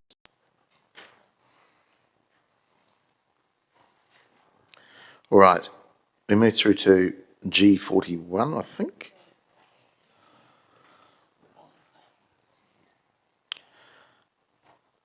And this is that council contribute a grant towards the development and construction of a new covered bowling green at Palmerston Bowling Club, with a total contribution of $450,000, excluding inflation, over 2 years. $225,000. We're going to change that to year 3. I've spoken to the seconder, and $225,000 to year 4. 3 and 4, please. Okay, very quickly, councillors, this has come forward. This is the second LTP. It's been through a feasibility study. It failed by one vote to get across in an earlier initial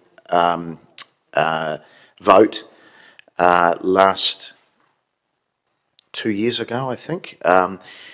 This is a project of $2 million. This goes towards a quarter of that, being the organisation needs to raise the other three quarters.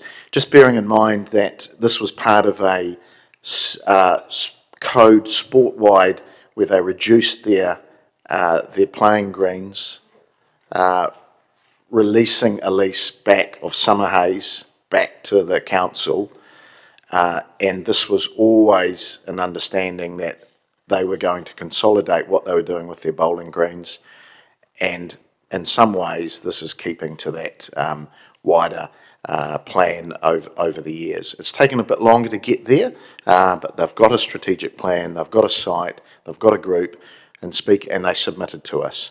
And in speaking to the Palmerston North Bowling Club people, they've got the right mix of business people there that will, older business, ex-business people that will be able to progress this. Years 3 and 4 is wise, and I think we should be supporting it. Councillor Finlay. Thank you, Mr. Mayor. I support this 100%. A comment you made about the older people being involved with bowls, well, really that's a thing of the past. Bowls now is a professional sport, and more younger people are attracted to the game. In fact, if you have a look at New Zealand representatives, I think the oldest is about 45 and the youngest is a teenager. It's no longer an older person's sport. It is a sport that is across the age groups, across the genders. Everyone can play and everyone is. It's a very fast-growing sport, which a lot of people don't quite understand because they just think it's for the oldies. Well, it's not. Go down the bowling green sometime and you'll see there's not all people with grey hair. There's an awful lot of blondes and brown hairs and redheads as well. So I totally support this, and I think to have a covered green here in Palmerston North would be so good for the future of the sport. But also it would attract nationals and professional competition. It's good for the city, and I think it's a very good investment. Councillor Johnson. So just checking, if this is a grant, is it coming out of OPEX? Is this an operational expenditure, or is I'm unsure because are we able to we've capitalise it like capitalised we did with the facilities. turf? Grants typically are operational by nature. I just probably want to check who this grant is being paid to provide the right piece of advice, noting Councillor Wood's question yesterday about a similar situation. It will influence my decision. It's going to the Palmerston North Bowling Club, Incorporated Society. I'd suspect that we could treat this the same as the football turf and loan fund this, given it's the same type of facility that someone else is building. Okay, thank you. Councillor Zabellin. Thank you, Mr. Mayor. Yes, I won't support this as per my position yesterday. It's not about the project itself. I'm very cognizant of all the context and everything that's gone before. It's about the principle that we've had a clear message that we should not be investing in new facilities at this time, and this is not a facility that will be ours. I was going to quote the Mayor yesterday, some things he said in relation to the food security item. We have to cut the cost for the cost of living issues, and we've got to draw the line somewhere. For me, that line is we have no social mandate to invest heavily in new facilities that aren't council-owned facilities. They've asked us to focus on the basics. This isn't one of the basic core functions, in my view, so I won't support it. Councillor Barton. Thank you, Mr. Mayor. I'm pleased to second this and bring it back for debate, and I think you covered well the long history, tortured history of the covered bowling green situation.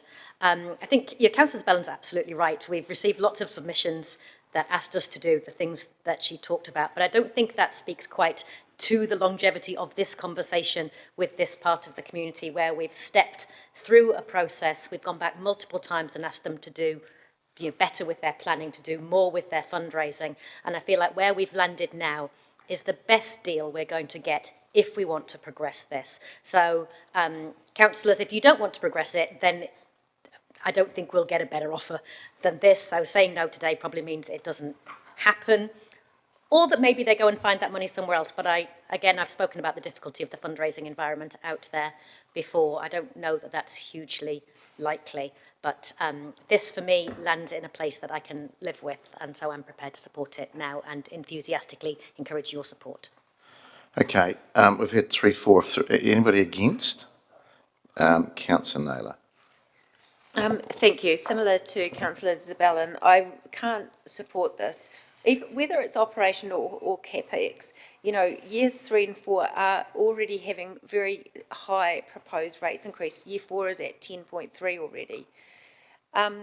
If it is debt funded, then the interest over the coming years means that this grant might cost our community perhaps up to 700,000 to 800,000, including the interest on that debt, and our future generations may still be paying this off. Given the community feedback, these are the sorts of things that, sadly, I think we just need to say no to. All right, anybody else against? Councillor Johnson. Thanks, Mr. Mayor. I think we've only had 2 speakers before, so I'll be the third. Look, I haven't supported this in the past, I must say, but reflecting on it, the move of the bowling clubs to amalgamate is what has freed up Summerhays. It's what's given us the opportunity to use that land for housing, for social housing, and I know it's our land, but it was occupied by them for a very long period of time, and it wasn't available for us to do housing on. It is now. So I do think that there's a bit of a quid pro quo here. If you look at it as the cost of freeing up Summerhays for social housing, it's actually a bit of a bargain. So if it's able to be loan funded and it won't significantly add to cost of rates in those first 2 years, then I'm happy to accept it. I think Bowls have done the work. We've certainly challenged them over the years.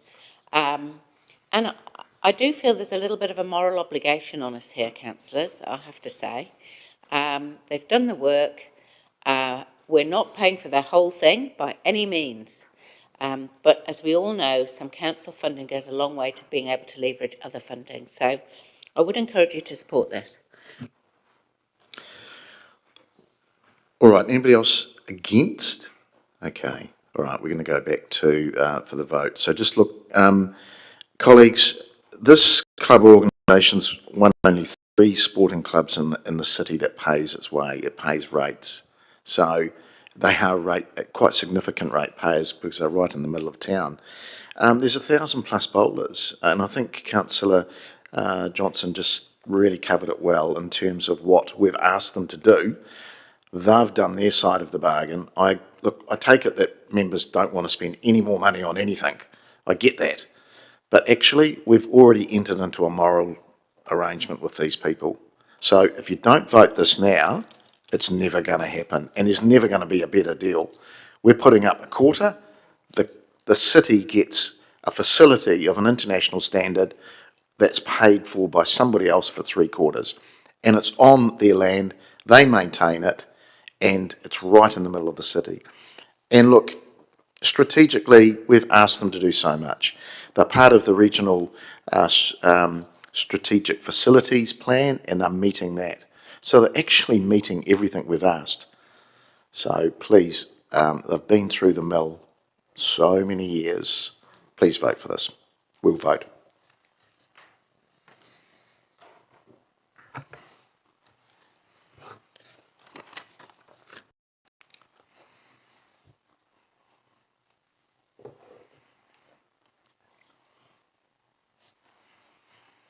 And that has passed 9 votes for and 3 against.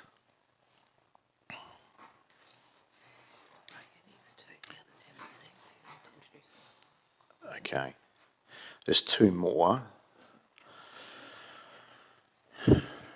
And apologies, councillors, these are from me. One is around, and it's only because it wasn't captured earlier on, is G42. Now, the Palmerston Surf Lifesaving Club, this is in response to their submission. I'll need a seconder on this because the other seconder has unfortunately sick. Thank you, Councillor Dennison. This is around us tidying up. They're funded in year 1 of our plan, but they're not funded year 2 and 3. And you know what's going to happen? They're going to be back in here again. This is again just another simple decision. You either support the service, they fall between the gaps around strategic priority grants and other grants. We've had to fund them separately in the past. I just want to clean it up. I think they do a fantastic service for us.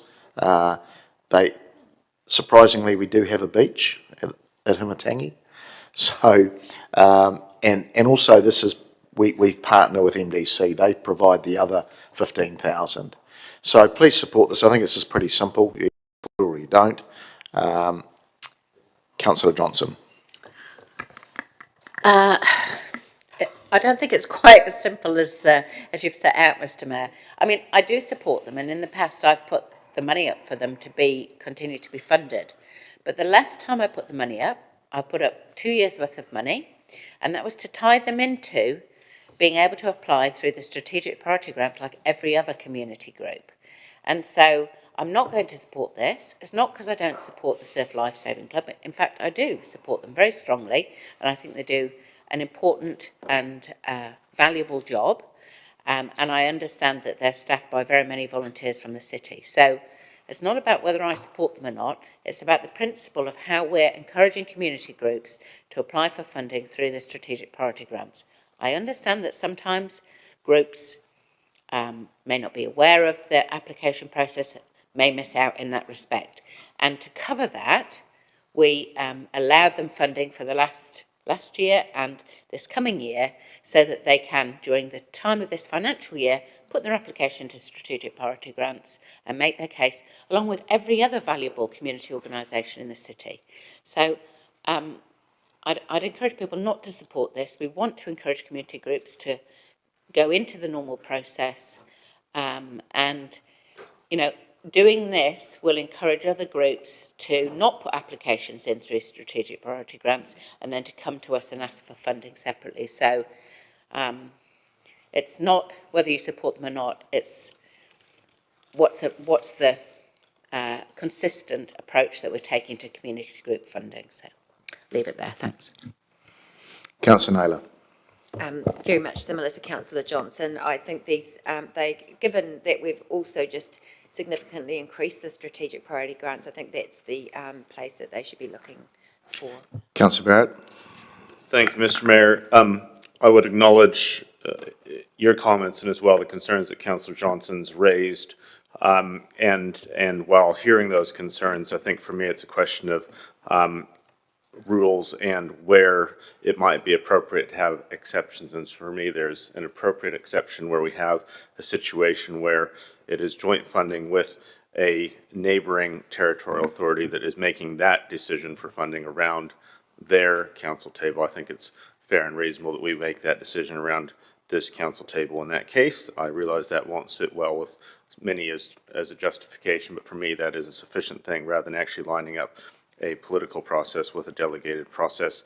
The other thing I think is that it sends quite a nice signal, and one that would be particularly helpful when we think about things like the absolute disparity in funding for things like Te Manawa, where we actually have a situation where we're getting a 50-50 deal out of MDC. They're putting 15 and we'd be putting 15 as well. And I think kind of being prepared to lean into those kind of arrangements hopefully would bode well to actually getting a reasonable shot at parity around some of the much larger sums that MDC is kind of coattailing us on currently. So happy to support.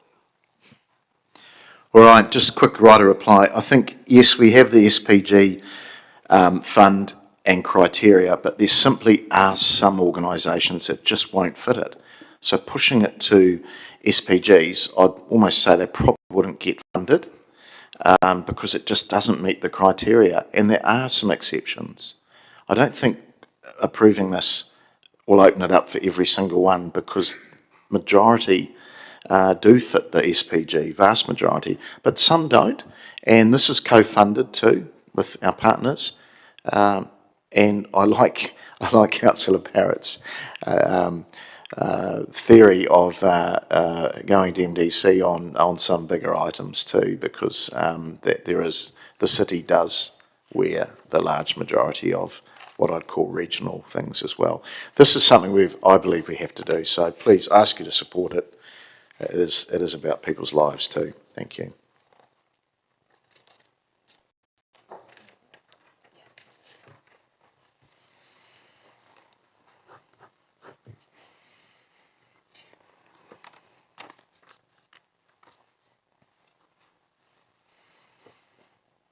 That is passed, 7 votes for and 5 against.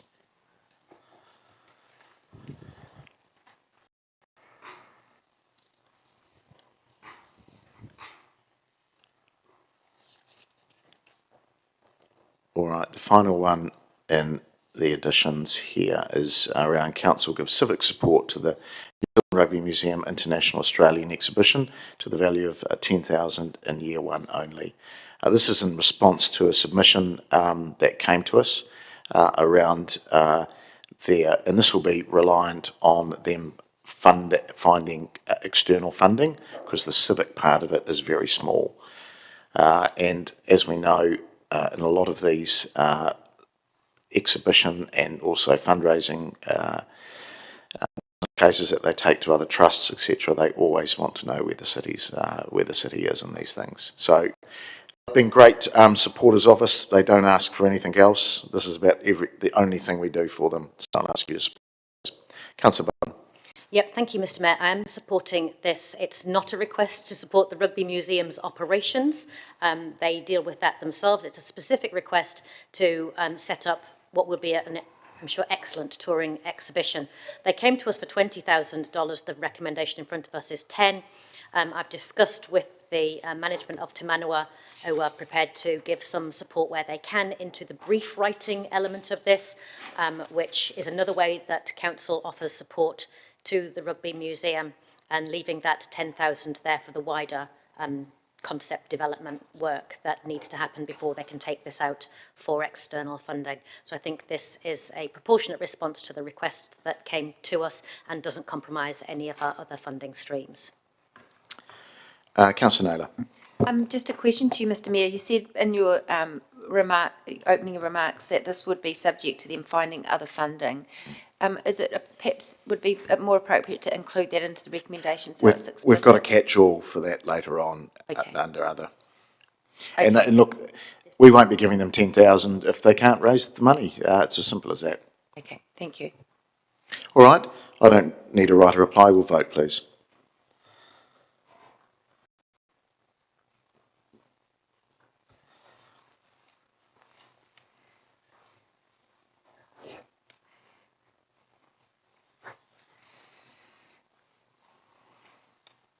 It has passed 9 votes for and 3 against.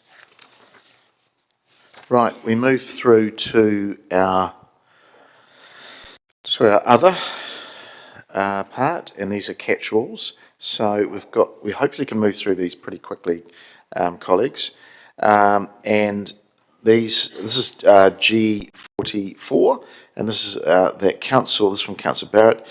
Council add community social service groups and facilities that are well supported and invested into Goal 3 outcomes, and natural environment focused community groups and facilities that are well supported and invested in to Goal 4 outcomes. Councillor Barrett. Thank you. Just briefly, I thought this was a very helpful piece of feedback that came through the submissions process, noting that in Goal 2, creative and exciting, we have 6 outcomes. One of those is an arts community and cultural facilities that are well supported and invested in.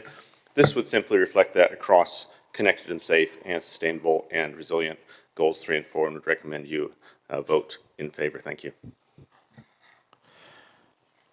Councillor Naylor. I'm sorry, I can't support this really because I think the words well supported and invested in are incredibly subjective. And I think we always need to balance that with what our community can afford. So I'm more comfortable leaving it as is. So I'll vote against this. Okay, no other speakers. Oh, sorry, councillor Dennison. Yeah, I just wanted to ask the mover around what would be the definition of that, or are you happy for officers to come back on that definition around well supported and invested in? Invested in is probably more clearer, but well supported. The purpose of this recommendation is simply to give us consistency across goals 2, 3, and 4. In goal 2, that language is already inked in, and my expectation is that that gives rise to mandate for officers to take it forward from there. Okay, thank you. Okay. That's probably a good right of reply too, councillor. We will vote.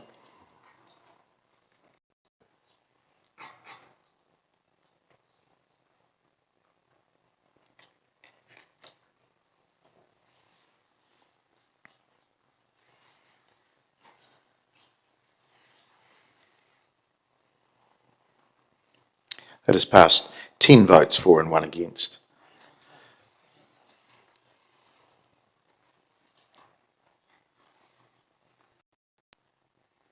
All right, we move through to our next one, which I think is G580,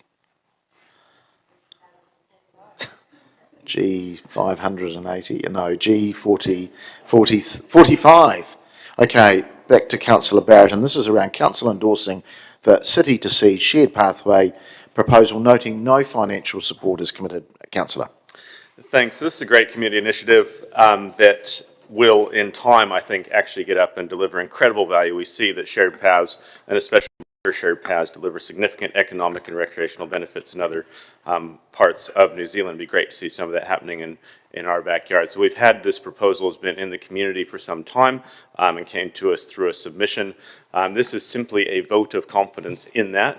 No financial commitment. What I would expect is that the vote of confidence will actually accelerate their ability to raise funds elsewhere and actually, in the end, give us a better financial position than we might otherwise face. In some time in the future, they may well come to us for a financial ask, but that would be well down the fundraising track. And again, I'd point you to the significant economic and recreational benefits that these sort of facilities provide in other parts of the country. So I'd urge your support for a endorsement of the proposal with no financial support at this point. Thank you. Councillor Wood. Could I just ask a question of the mover, Mr. Mayor? So what is it? What's the proposal? Is it Te Hematangi or Foxton? Or it's just not anything I know anything about. The actual maps are in the submission pack, and there is a proposal document from the Bainesi, et cetera group. I wouldn't want to quote exact corridors, but the principle is that there is a significant rail corridor asset that takes us most of the way to the sea. They would be utilizing that with some short linking spans to actually get us there. Do you have the submission number on you? At this stage, no. That's right. Thank you very much. All right.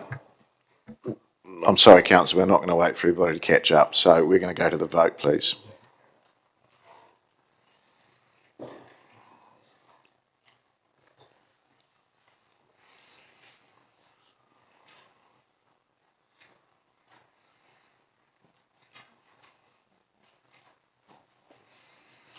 That has passed 12 votes for and 1 against. Okay, moving through to the next one, which is G47? 6.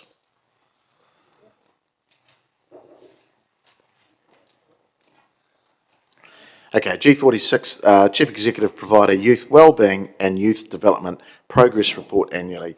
That's from Councillor Hancock. Thank you, Mr. Mayor. In fact, I'll only rise, I think, once to speak to both G46 and G46. Is that G46 and G47? And the thing is that certainly the first one, we actually put some budget into the youth development yesterday. And so this really is just a tidy up in terms of making sure that we've actually got a report back against that investment. And similarly for the next one, which relates to Cross and Rosalind Reach, their submission, we actually passed a resolution yesterday which actually put a figure of, I think it was $1.5 million into a property investigation at Rosalind. So again, this is really just a tidy up to make sure that we've actually got a bit of a little bit of research on that to ensure that we dot our I's and cross our T's to ensure we get a good result in Roslyn. Thank you. All right, just dealing with G40, thank you, councillor. Just dealing with G46 first, around the youth wellbeing. It's something I will support, and I thank the councillor for putting it up. There being no other speakers, we will vote.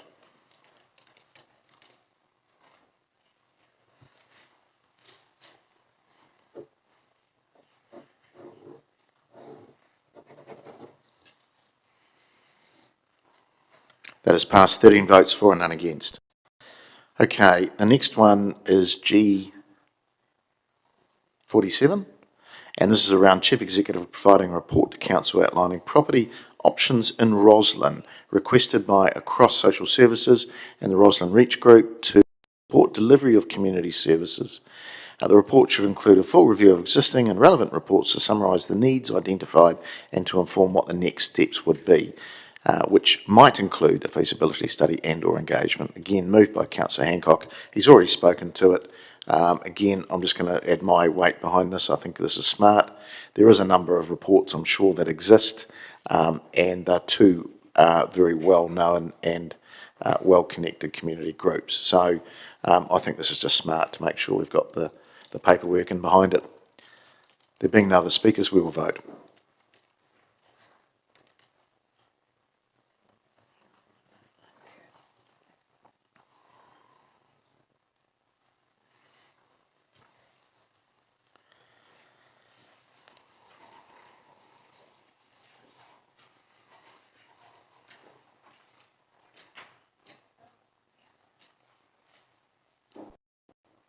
That has passed 14 votes for and none against.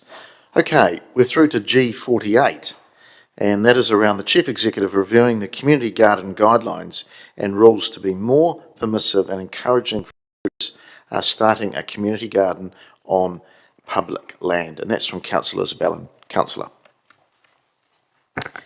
Thank you, Mr Mayor. This recommendation is in response to submissions 1125 and 1128.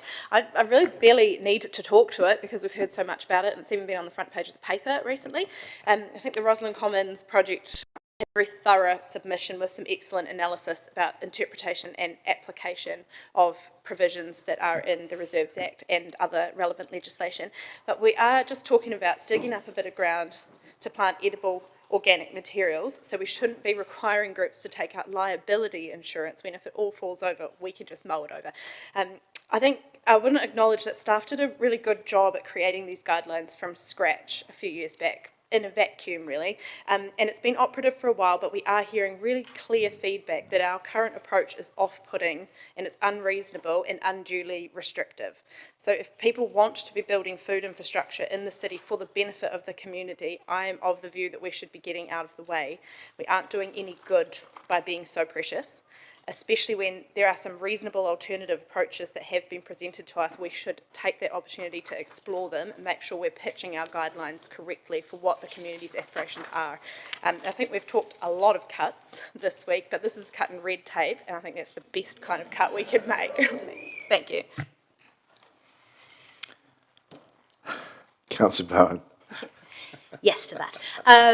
Happy to support this. I think we had compelling submissions on it. I think one of the themes that's come out of our discussion over the last decade has been about unintended consequences versus intended but not made visible consequences, and this is exactly that conversation. I think elected members feel that there were some unintended consequences in our policy. I think the feedback from officers has been that there were some absolutely intended consequences of that policy, but those weren't made particularly visible.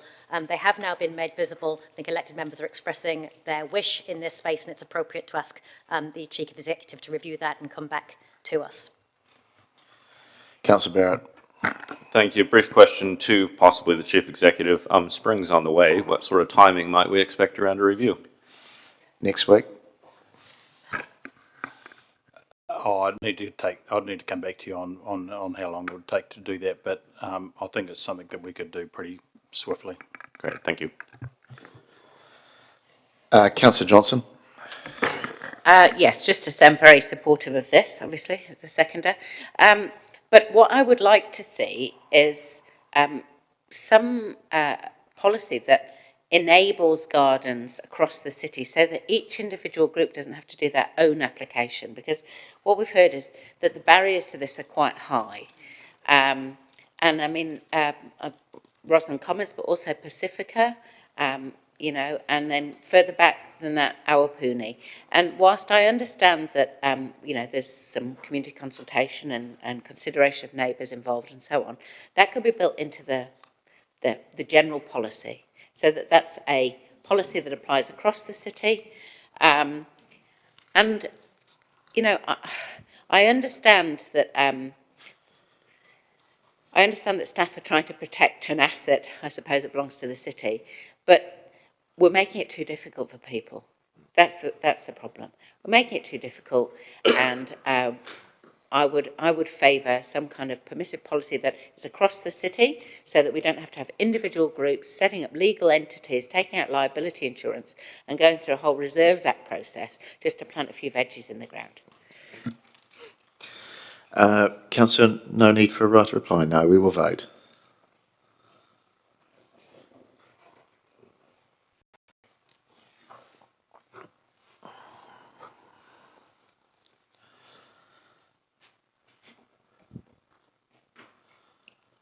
That's 12 votes for, none against. Right, moving through to 49, and that this is around the Chief Executive ensuring that in projects where partner funding is required, Council undertakes no physical works until this external funding is committed unless Council determines otherwise. And this is from Councillor Bowen and seconded by myself. Councillor. Thank you, Mr. Mayor. This one came out of discussions around lots of the current kinds of projects that we've got on the go, and where the Audit Office indicated that we're accepting a level of risk there by going into partnership. Our finance strategy currently assumes that failure to attract funding in partner projects would require coming back to the Chamber for a decision regarding debt limits and ongoing implications. This is really just trying to bring that back to the Chamber sooner in the process. Our experience, I think Councillor Dennison mentioned it yesterday, in projects like Memorial Park, where the development gets ahead of the funding, and then Council is left as the funder of last resort, last man standing. We come under significant community pressure to step into a gap that wasn't creating. We've partnered in good faith and identified a quantum of funding that we're prepared to put up in consultation with our community. So I'm not trying to restrict what Council does. I'm simply saying that a decision to get ahead of the external funding being committed should be made on a case-by-case basis in the Chamber. And I think that's a practical response that gives us some protection in situations where we're stepping more actively into this space, like the artificial turf, like Te Motuapotoa, and others. Thank you. Okay, I just perhaps the CEO might just want to make a comment around the NZTA component of this, which I don't think was part of the recommendation, but I'll get officers to speak to that. Yeah, thank you, Mr. Mayor. NZTA is currently considered a partner funding, and noting as it currently reads, if we didn't get confirmation until, say, September, we literally would not be able to do any roading work whatsoever. We could just brackets excluding NZTA, that would be lovely. Yeah. I'm quite happy with that too, and that was my intention as well. This is really, if I could speak to this now, this is really around those other projects, external projects, which where there's probably more risk, to be really honest, from external funding, although there probably is risk around NZTA funding as well. I accept that, but it wasn't really aimed at NZTA. Okay, there being no other speakers, we will vote, please.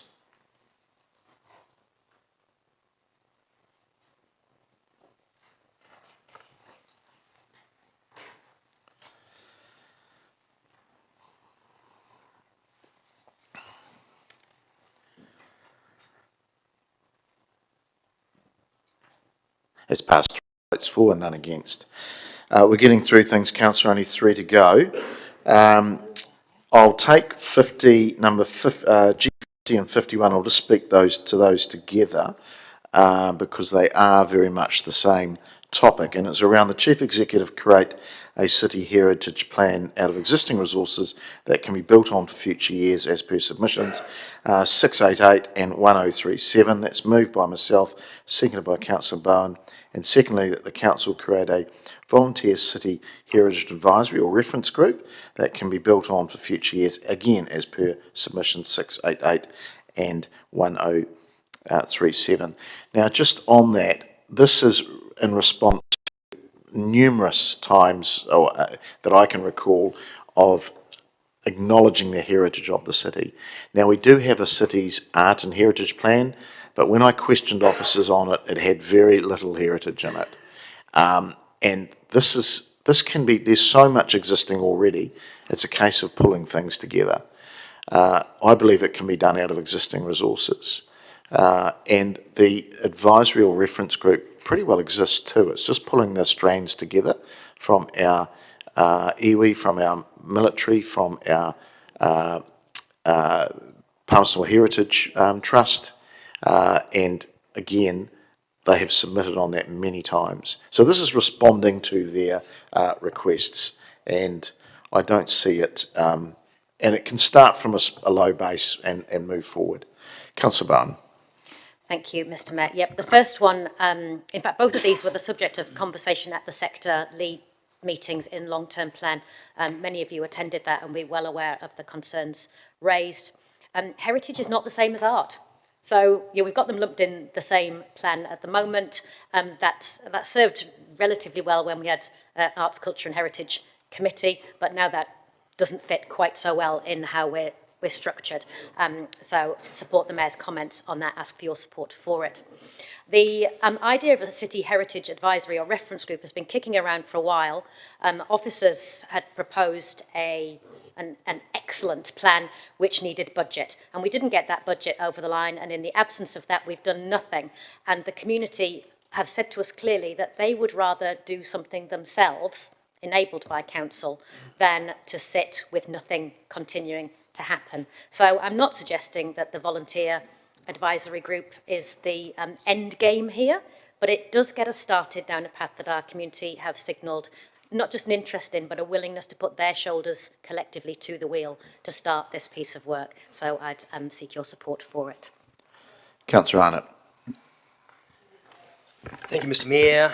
As a councillor that specifically asked to be included in various heritage groups around the city, I'd like to make a few comments about observations I've made in my short time in this council. And looking through the window, there's far too many fingers in the pie and no central unit responsible for the overall coordination of heritage in the city. They're all involved, including planning, community services, events, parks, reserves, infrastructure and so on, with plenty of opportunity for hijacking their budgets and staff time. Thus, many things falling through the cracks and no one single-stop shop for city heritage. It's my view if we need to progress this in the future, this needs to change into one single unit be made responsible for the wider heritage function for the Palmerston North City Council and Palmerston North as a whole. Community input is also uncoordinated and constrained to the lack of central bodies such as a Heritage Advisory Group or panel. We have a huge resource, experience and expertise in the city and across the wider heritage field.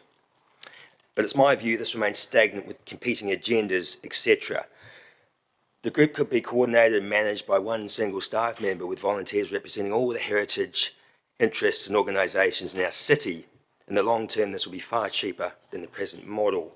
I can clearly see that despite trying to get these key areas resolved, the community is becoming frustrated, like me, and not getting any traction with all of these worthwhile activities and projects. I'd strongly suggest that this committee and council, that something does need to be done urgently, otherwise the voluntary goodwill that we have in our city will wane and lose interest.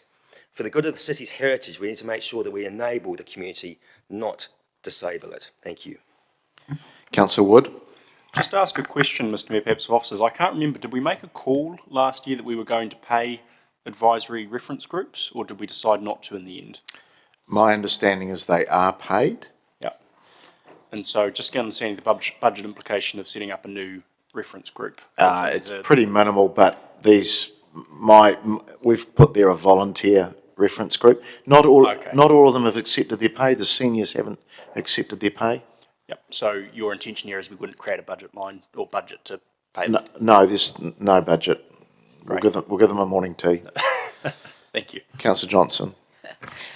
Look, I strongly support both of these, and I think we did hear a really clear message actually at that heritage sector group about the need for us to have a bit more focus on heritage as its own area and not as part of something else. So strongly support the separate city heritage plan. I think that's very wise. And then we've just got so many expert local historians who are more than willing to offer their time and expertise to us. I think we should take them up on their offer. We don't need to employ someone to do this if we've got the expertise in the community and people willing to put their time and efforts towards it. And they're more than willing. So, you know, all it requires is for us to be the facilitator, and I think that this is an easy win for everyone. Great. Is there anybody speaking against? Councillor Barrett. Brief question, quite favourably disposed to this, but would be appreciative of any comment from Chief Executive just around the implications, existing resources, et cetera, et cetera. Yeah, through the chair, you have been thinking about this one a little bit. I think that one of the key things is getting direction from around this table about what our priorities are, and then focusing our attention into those. So that's what it will be. Is that we will just simply be thinking about what are the direction that we're heading, and this is clearly one of them. So implications in terms of existing resources, I'm comfortable with that. Thank you. All right. Well, look, councillors, I just think Councillor Johnson summed it up. There's so many people want to do this. We just really should be allowing that to happen. And I think you'll find we'll get a very, very motivated group that will contribute very, very positively to the city's heritage from all subsectors of our city, which is very, very diverse. So if this gets over the line, I'm very, very excited for heritage having a voice. Please vote.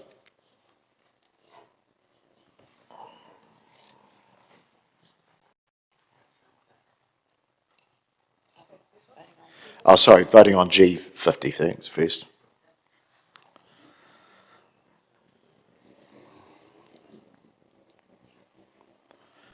That's passed 12 votes for and none against. Thank you.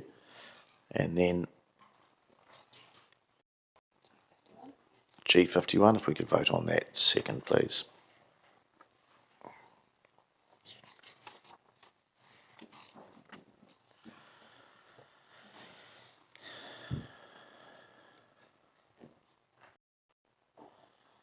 And that's 12 votes for and none against. Thank you.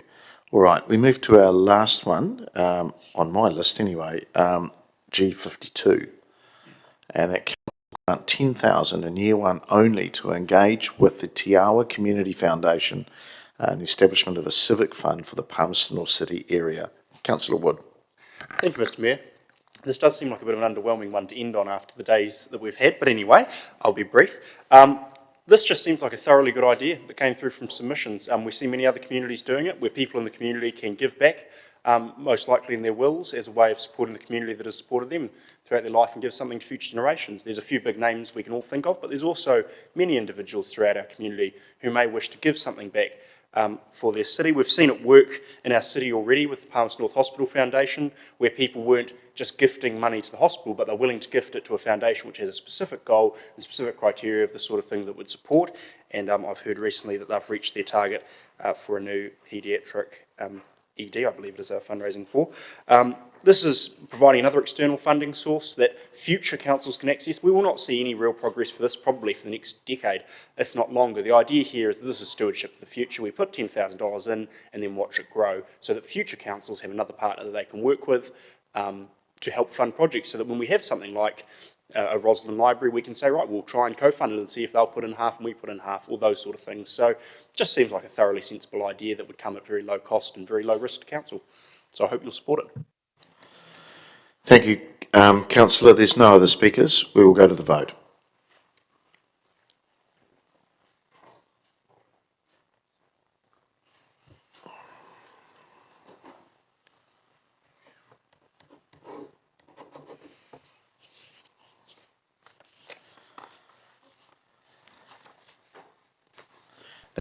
11 votes for and none against. All right, could I just get the officers to put up where we're at? Is that possible? Yes, it is. And I'm just going to ask that we go to the capital table first, because there's another resolution coming about the graphs that I just need to talk to. So that's the updated capital position across three types of capital, renewals, new and growth, from the current year and then through the 10 years of the plan, based on all the changes that we've made over the last 2.5 days. We've also included the total debt position at the end of each financial year as well. So if we can jump onto the graphs now. So here's our rates rises, and I'll just bring this up on my screen so it's easy to read. So year 1 is 10.1, year 2 is 9, year 3 is 8.4, year 4 is 10, year 5 is 6.8, year 7 is 5.3, year 8, oh, I've got my years wrong, sorry. Year 7 is 7, year 8 is 5.8, year 9 is 3.3, and year 10 is 4.1. Now those figures include the additional debt repayment that we agreed many months ago. So that is the green line on the left-hand side of the graph. The debt to head revenue ratio is over on the right-hand side. Also included in those figures is the green line as well. Now, what the resolution that's about to pop up, and sorry for putting another one in, is that I believe we still need to have this debt repayment in the budget. The reason being is if there are any unforeseen expenses that pop up in like year 2, 3, 4, we need the capacity to be able to afford to do that if it's agreed by any council meetings or committee meetings and things like that. I also don't like the roller coaster of rates rises that everyone can see on the green line. So what we'd propose to do is tweak the debt repayment figures that we currently have in there to smooth those rate increases in a downward trend over the life of the 10 years and continue to create the capacity over the 10 years for that debt repayment. Is that relatively clear for everyone? Perfect. Okay, thank you. All right, we'll now go to the substantives.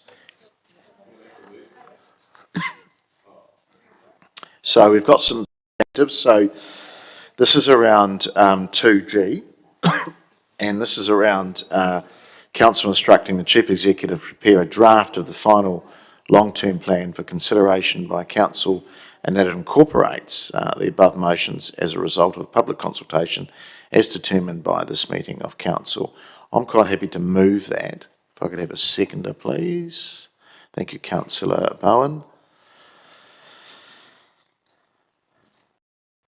And this is really capturing everything that we've just been through.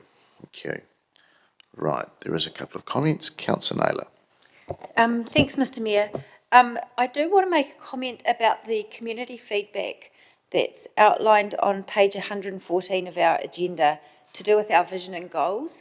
We did ask our community feedback on this, and it's not something we've discussed yet in the last 2.5 days. About a third of those who made comments supported our current vision and goals. About 2/3 didn't support it, and there were a number of comments about this perhaps not being relevant to the current environment. Some of those supported the small city benefit component, but not the big city ambition. And I know right at the beginning of this process, we tested an amendment to small city benefits, big city opportunities, changing that ambition to opportunities. And I know it was quite a close vote at that time. Certainly I wasn't expecting a significant feedback from the community in this regard. But in talking to a few colleagues, I haven't proposed any amendment here today because I think our focus has been strongly over the last 2.5 days on the financial aspect of the submissions. But I did just want to indicate that I would be interested in exploring whether we respond to that at this point. I think perhaps on the 10th of June. I think when we ask our community for feedback and they give us quite feedback on that, I think this could be an opportunity. I guess there's two options here. We could consider a change now, Some colleagues have said we could wait 3 years, but I think, well, if we've asked our community the question now, perhaps we should be responding to it now. I would be very interested in a change to big city opportunities. Just briefly, my reason, just because I think if colleagues are going to think about this over the next couple of weeks, I'd just like to indicate my reasons now. Ambition talks about what we're trying to be or what we want to be. Opportunities talks about what we are now. So I think it's a lot more positive. I think ambition also has some connotations associated with it that the community have identified, that means that we're trying to do too much and that it's unaffordable. So just wanted to put those thoughts out there. Just on the more general progress that we've made over the last few days, I want to thank colleagues for very civilised debate, very healthy debate, and I feel comfortable that we've made some significant progress. For me personally, that, as you would expect, that hasn't gone as far as I would have liked, but just want to acknowledge the progress that we have made. I wasn't doing a roundup at the moment, but we seem to be getting into that space. Look, just my comments just on vision. If anybody understands visions and that they're actually not here and now, they're for the future. And I suppose it's your own personal, values and whether you have ambition too, or you just take the opportunities that are here and now. I think it's the first part of that. It's about wanting to be something. And I agree, it needs to be achievable as well, but sometimes there is a stretch in those things. Otherwise, you'll always be what you always are. So I'm comfortable with our vision, and I certainly would be favouring that we do have some ambition, because we actually have to have some ambition to actually achieve just almost business as usual, to be really honest. So I wouldn't be looking to be changing things hugely. I'm actually going to ask you to vote on the substantive of 2G, but are we talking 2G? Talking 2G? Yep, okay, thank you, Councillor Dennison. Thank you, Mr Mayor. Just a question, just in regards to finalising this, can I understand when we go through, if you can track back to the capital spread over those 10-year plan, when we go into year 3, it's 208% against the 250, and it goes into 218 against the 250 cap. Can I understand what sort of margin that allows for contingency? Just what's the difference between getting to the 250? Yeah, so the lowest margin is in year 6 at 66 million. So the reason... Can we go back one more slide? I think you installed, was it? That one there is the one I'm kind of interested in. Yeah, so it's about 66 million. With the stretching out of the capital program, particularly things like the Te Manawa Central Library rebuild, we have a longer profile of capital spend now. At consultation, we had quite a hump in years 4, 5, 6, and then it tapered off. With the stretching out of that capital program, we actually have a higher level of debt through the outer years. So 66 million, whilst it seems like quite a bit, that particular program that I've just referenced has a 90% funding part on it. So if we do not get that 90% funding, we're going to need some more debt. So that's why we really want to try and keep that headroom as wide as possible and keep those payments in there. Okay, so I just really wanted to inquire around the possibility, and it seems with that reply, around the off-the-books funding of the wastewater treatment. We're in no position to have any of that 600 million incorporated into the actual plan, rather than having it all off the books. That's my inquiry. Correct. I mean, there technically is a little bit of capacity there for that, given there is some headroom. I wouldn't advise to do that right now, because if something else in another space, we get another Amberley Ave happen, that's straight away what we'd need to do there. But that is also part of the thinking behind keeping these payments in there, is if we can't fully fund that through another vehicle and we need to be able to contribute in some way, shape or form, that gives us a little bit of capacity to do exactly that. Appreciate that. Thank you, Mr. Mayor. Councillor Barrett. Thank you, Mr. Mayor. I'm absolutely not wanting to get into a long discussion on this, to be very clear, and would hope colleagues are of the same mind. I did just want to inquire, though, it's a bit pedantic perhaps, but the reference in this recommendation is that this would be the final long-term plan, and I don't sure that's No, what it's we a mean. draft of the final. So you get another look at it. I would think that might be the final draft rather than a draft of our final long-term plan. Look, I'm okay with the language. If we want to change it, I'm fine to prepare a final draft of the long-term plan for consideration. Thank you. All right. Councillor Naylor, you're still in the queue. You've already spoken, or is this a question? Okay.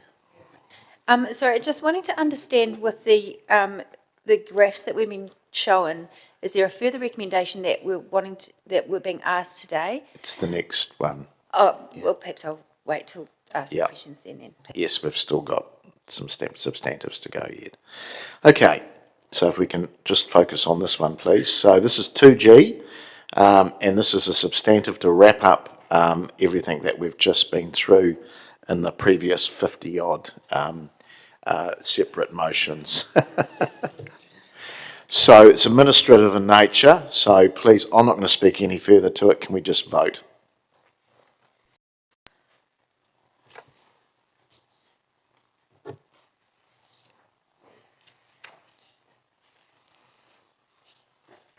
And 12 votes for and none against. Okay, on to this rates recommendation.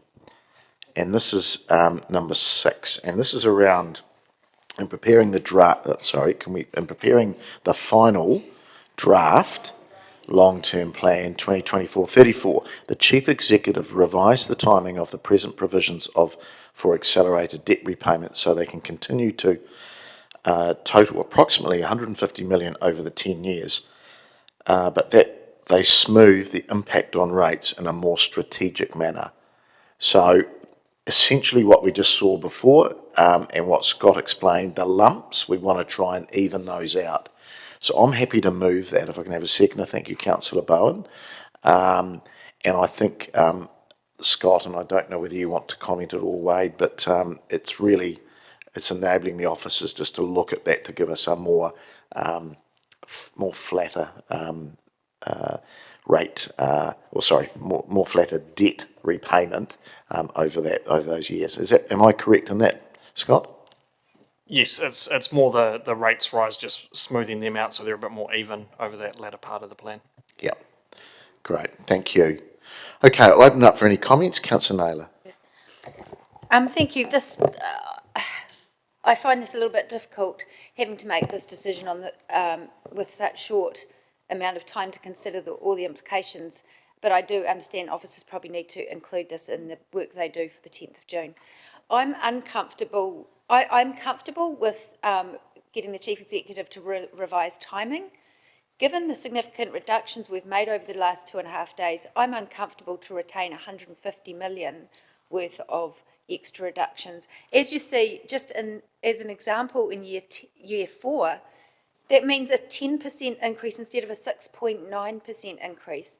I think given how high the next 3 years of rates increases are, I think to me, in my mind, 150 million worth of additional debt repayments was a huge commitment to the outer years. And I would like to move an amendment to make that 150 million 75 million,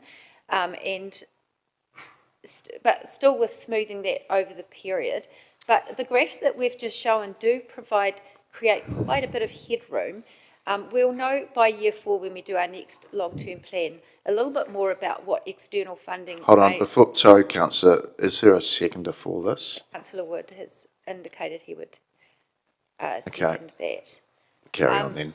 Obviously, the implication of this would still come back to us more fully on the 10th of June. I'm not sure if officers can give us any further information now on the spot about what that might look like, but I think, yeah, I'm putting that as an amendment. I think this would be a more measured approach and would be more relevant to the progress that we've made in reducing the overall capital program.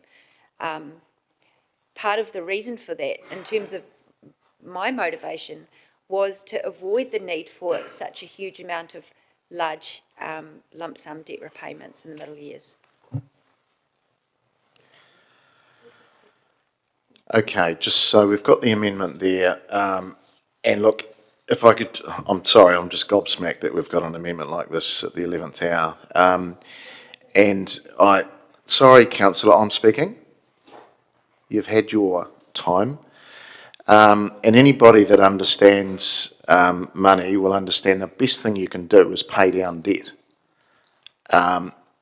So we're going to get stuff back to us on the 10th.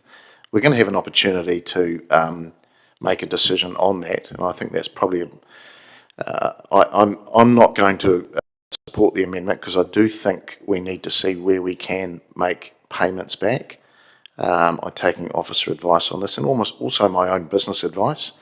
The best advice I ever got as a young person was pay down your debt. That's the best advice you can have.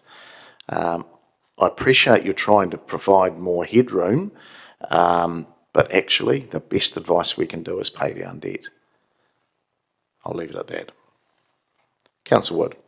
Well, Mr Mayor, you and I agree that the best thing we can do is pay down debt, and I've been asking for a while in the chamber for what our pathway is to getting our debt back to where we'll be today after the spending of the LTP. But I wanted to spin this as a really positive thing. I'm sorry that councillors are frustrated we're doing this. I know it's been a long 3 days, but I've been really pleasantly shocked to see how much we've reduced our debt to revenue ratios over the next 10 years.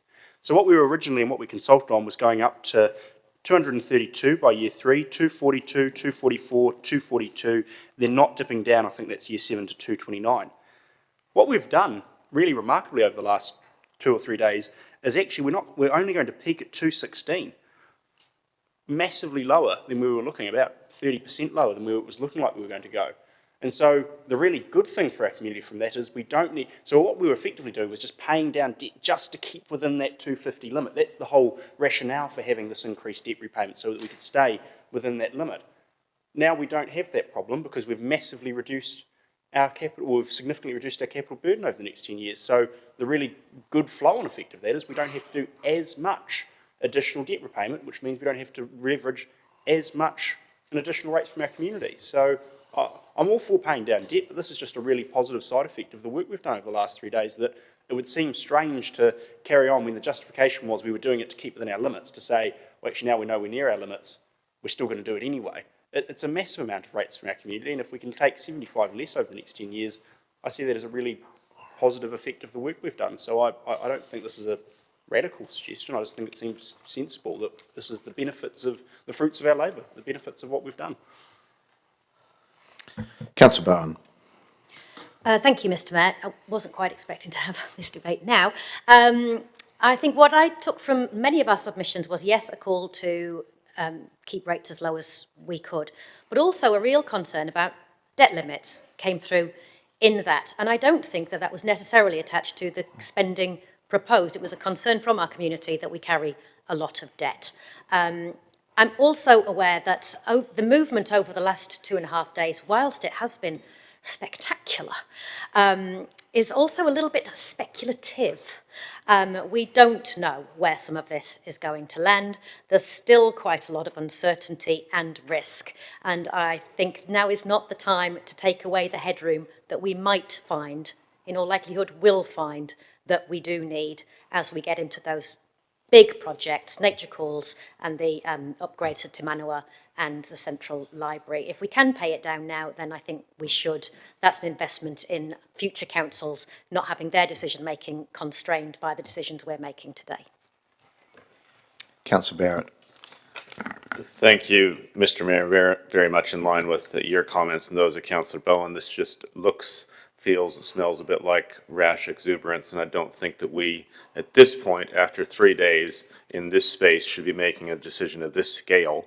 I would be more than prepared to see some officer advice. I think we're getting some smooths coming back to us. We have a recommendation in front of us soon to provide a meeting on the 10th of June. Honestly, please. If you're at all feeling the urge that now is the moment to make a rash decision, please, please reflect. Thank you. Okay, is there anybody else that wants to speak in favour? There being none, back to you, Councillor Naylor, for right of reply. Thank you. This is not rash exuberance, and it's not, well, it is on the fly. This is a recommendation that has just been put in front of us by officers that's not included in our agenda paper. This is not good decision making. This is not good governance. Of course, my preference would be to put this off till the 10th of June with further information. I had presumed the fact that it's been put in front of us meant that the officers wanted some indication from us at this point. My preference would be for both options of 75 million and 150 million to be modelled in the information that comes back to us on the 10th of June, and then for us to be able to make a more informed decision then. If that's possible, then I'm happy to withdraw this. I think that would be better. I just had assumed that that wouldn't. Can I perhaps ask if that's something that's possible? Because I wasn't expecting this recommendation. I don't think we haven't got all of our colleagues here. None of us have had time to consider this properly. I think having better information on the 10th of June would be the more appropriate time to make an actual decision about this. We'll just vote on this, I think, unless... Okay, so if this amendment fails, I'd like to put up an additional motion that the 75 million is modelled in the information that comes to us on the 10th. You can do that, Councillor, if you want to, but you'll need a seconder. There's no, yeah. First of all, we're voting on this, and then we'll potentially go to another amendment if there's a seconder. Okay, we're voting on the amendment, please.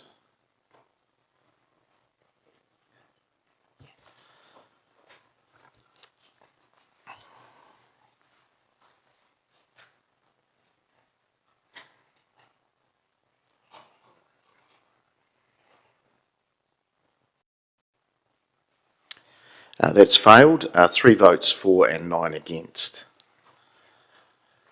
Okay, you signalled a further amendment. Is there a seconder? Oh, okay. Okay. Okay.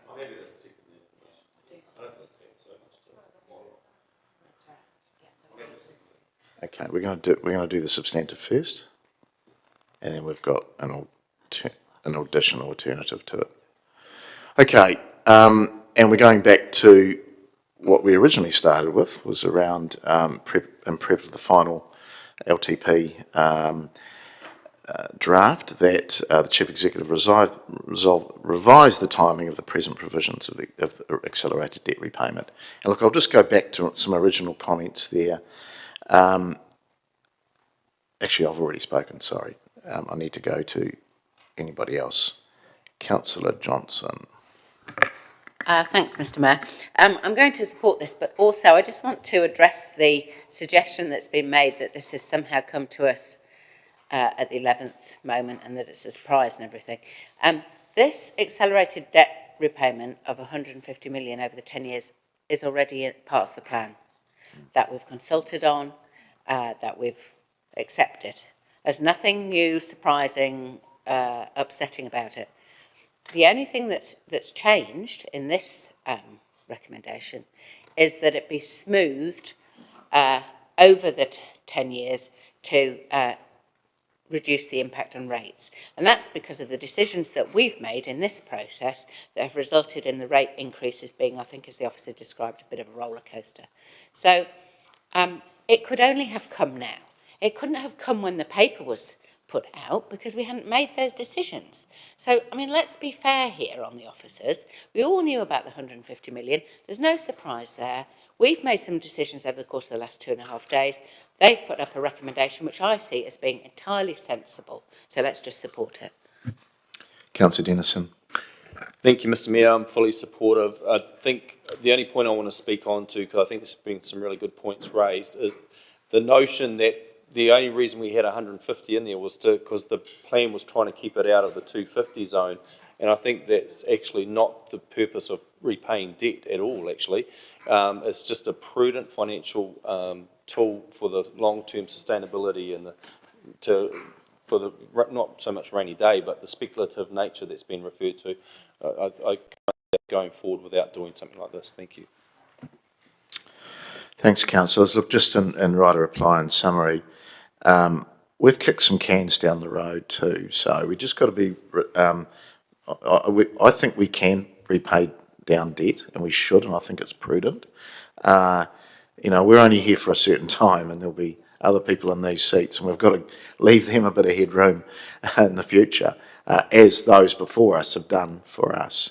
So, again, I just come back to the same old adage that I think we can do both. You know, Councillor Wood was talking about taking a little bit less in reference to Councillor Naylor's earlier amendment. But I do think paying down a reasonable amount is very, very wise, prudent financial advice. We'll see the modelling, and then again, if we don't agree, you've got an opportunity to put something up a little bit later. So please vote for this. I just think it's smart. Okay, I get some are motivated by low rates, and that has been a very big council thing. But actually, it should be both debt and moderate rates. So I think we can do both, and I'd ask you to support this. Thank you.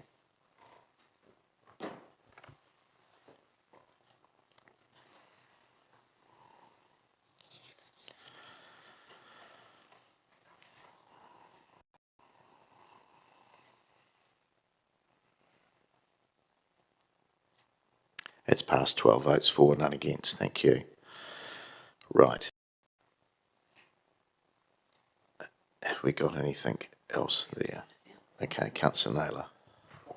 Yeah, thanks. Just the additional recommendation as indicated, I think that it may be that my concerns are alleviated by the smoothing and we don't have such a high increase in year 4, but I think for good decision making, having other options modelled so that we can be well informed will be a good way to go into the meeting on the 10th of June.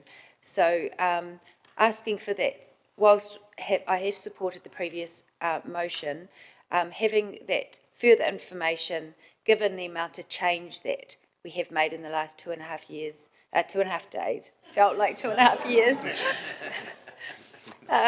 will be useful just for better decision making. Could I just ask a question of the officers? So this will obviously have that 150 plus the 75. Oh, okay. So this is okay. So this is instead of 150. Okay. All right. Well, I'm definitely not doing it. I'm sorry. Yeah. Oh, that's what I just said. So this is showing both. Yeah, my understanding of this is that we'll just put some information in the paper on what 75 million okay. would That's look what like. that's what I did say at the start. Okay. Well, I will support it then. Yeah. Okay. Councillor Bowen. It's just a wording question at the moment. I mean, the Chief Executive, I'm sure, is capable of doing lots of modelling, but he's modelling and providing debt repayment, personally. Strike a pose. So I think what we mean is provide a report to model and provide. Just, I know what you mean. I just want the words to say what we mean and not have the Chief Executive step into inappropriate spaces.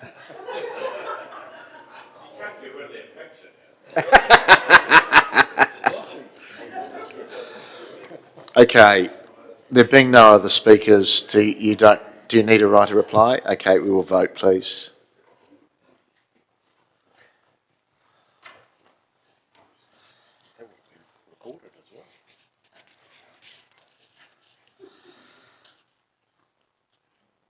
It's passed, 1 against.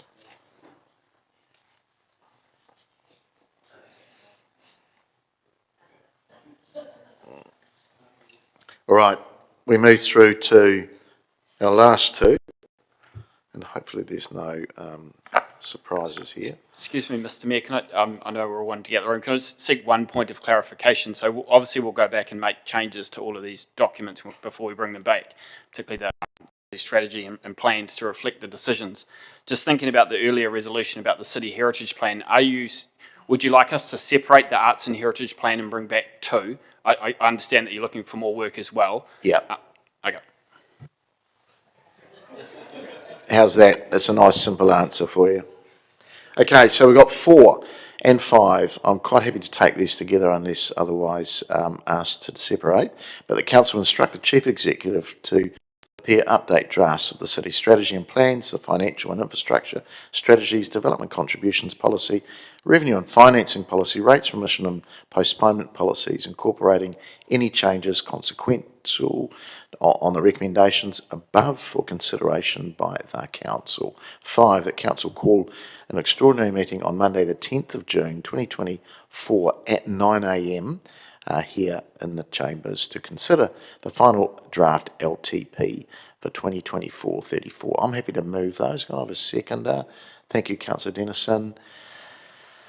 All right, been a long 3 days, so I'm not going to speak to this other than thanking everybody for their attendance and their collaboration over the last 3 days. I think we've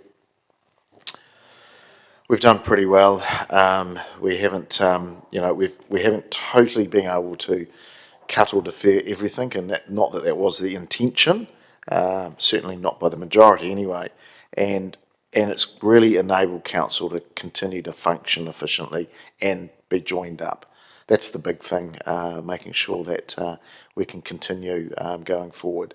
So thanks to everybody and to the staff especially. I appreciate the work you've done, and especially to the finance guys for that little bit of modelling that you've done. It's been quite interesting and informative, so thank you. Okay, we will vote.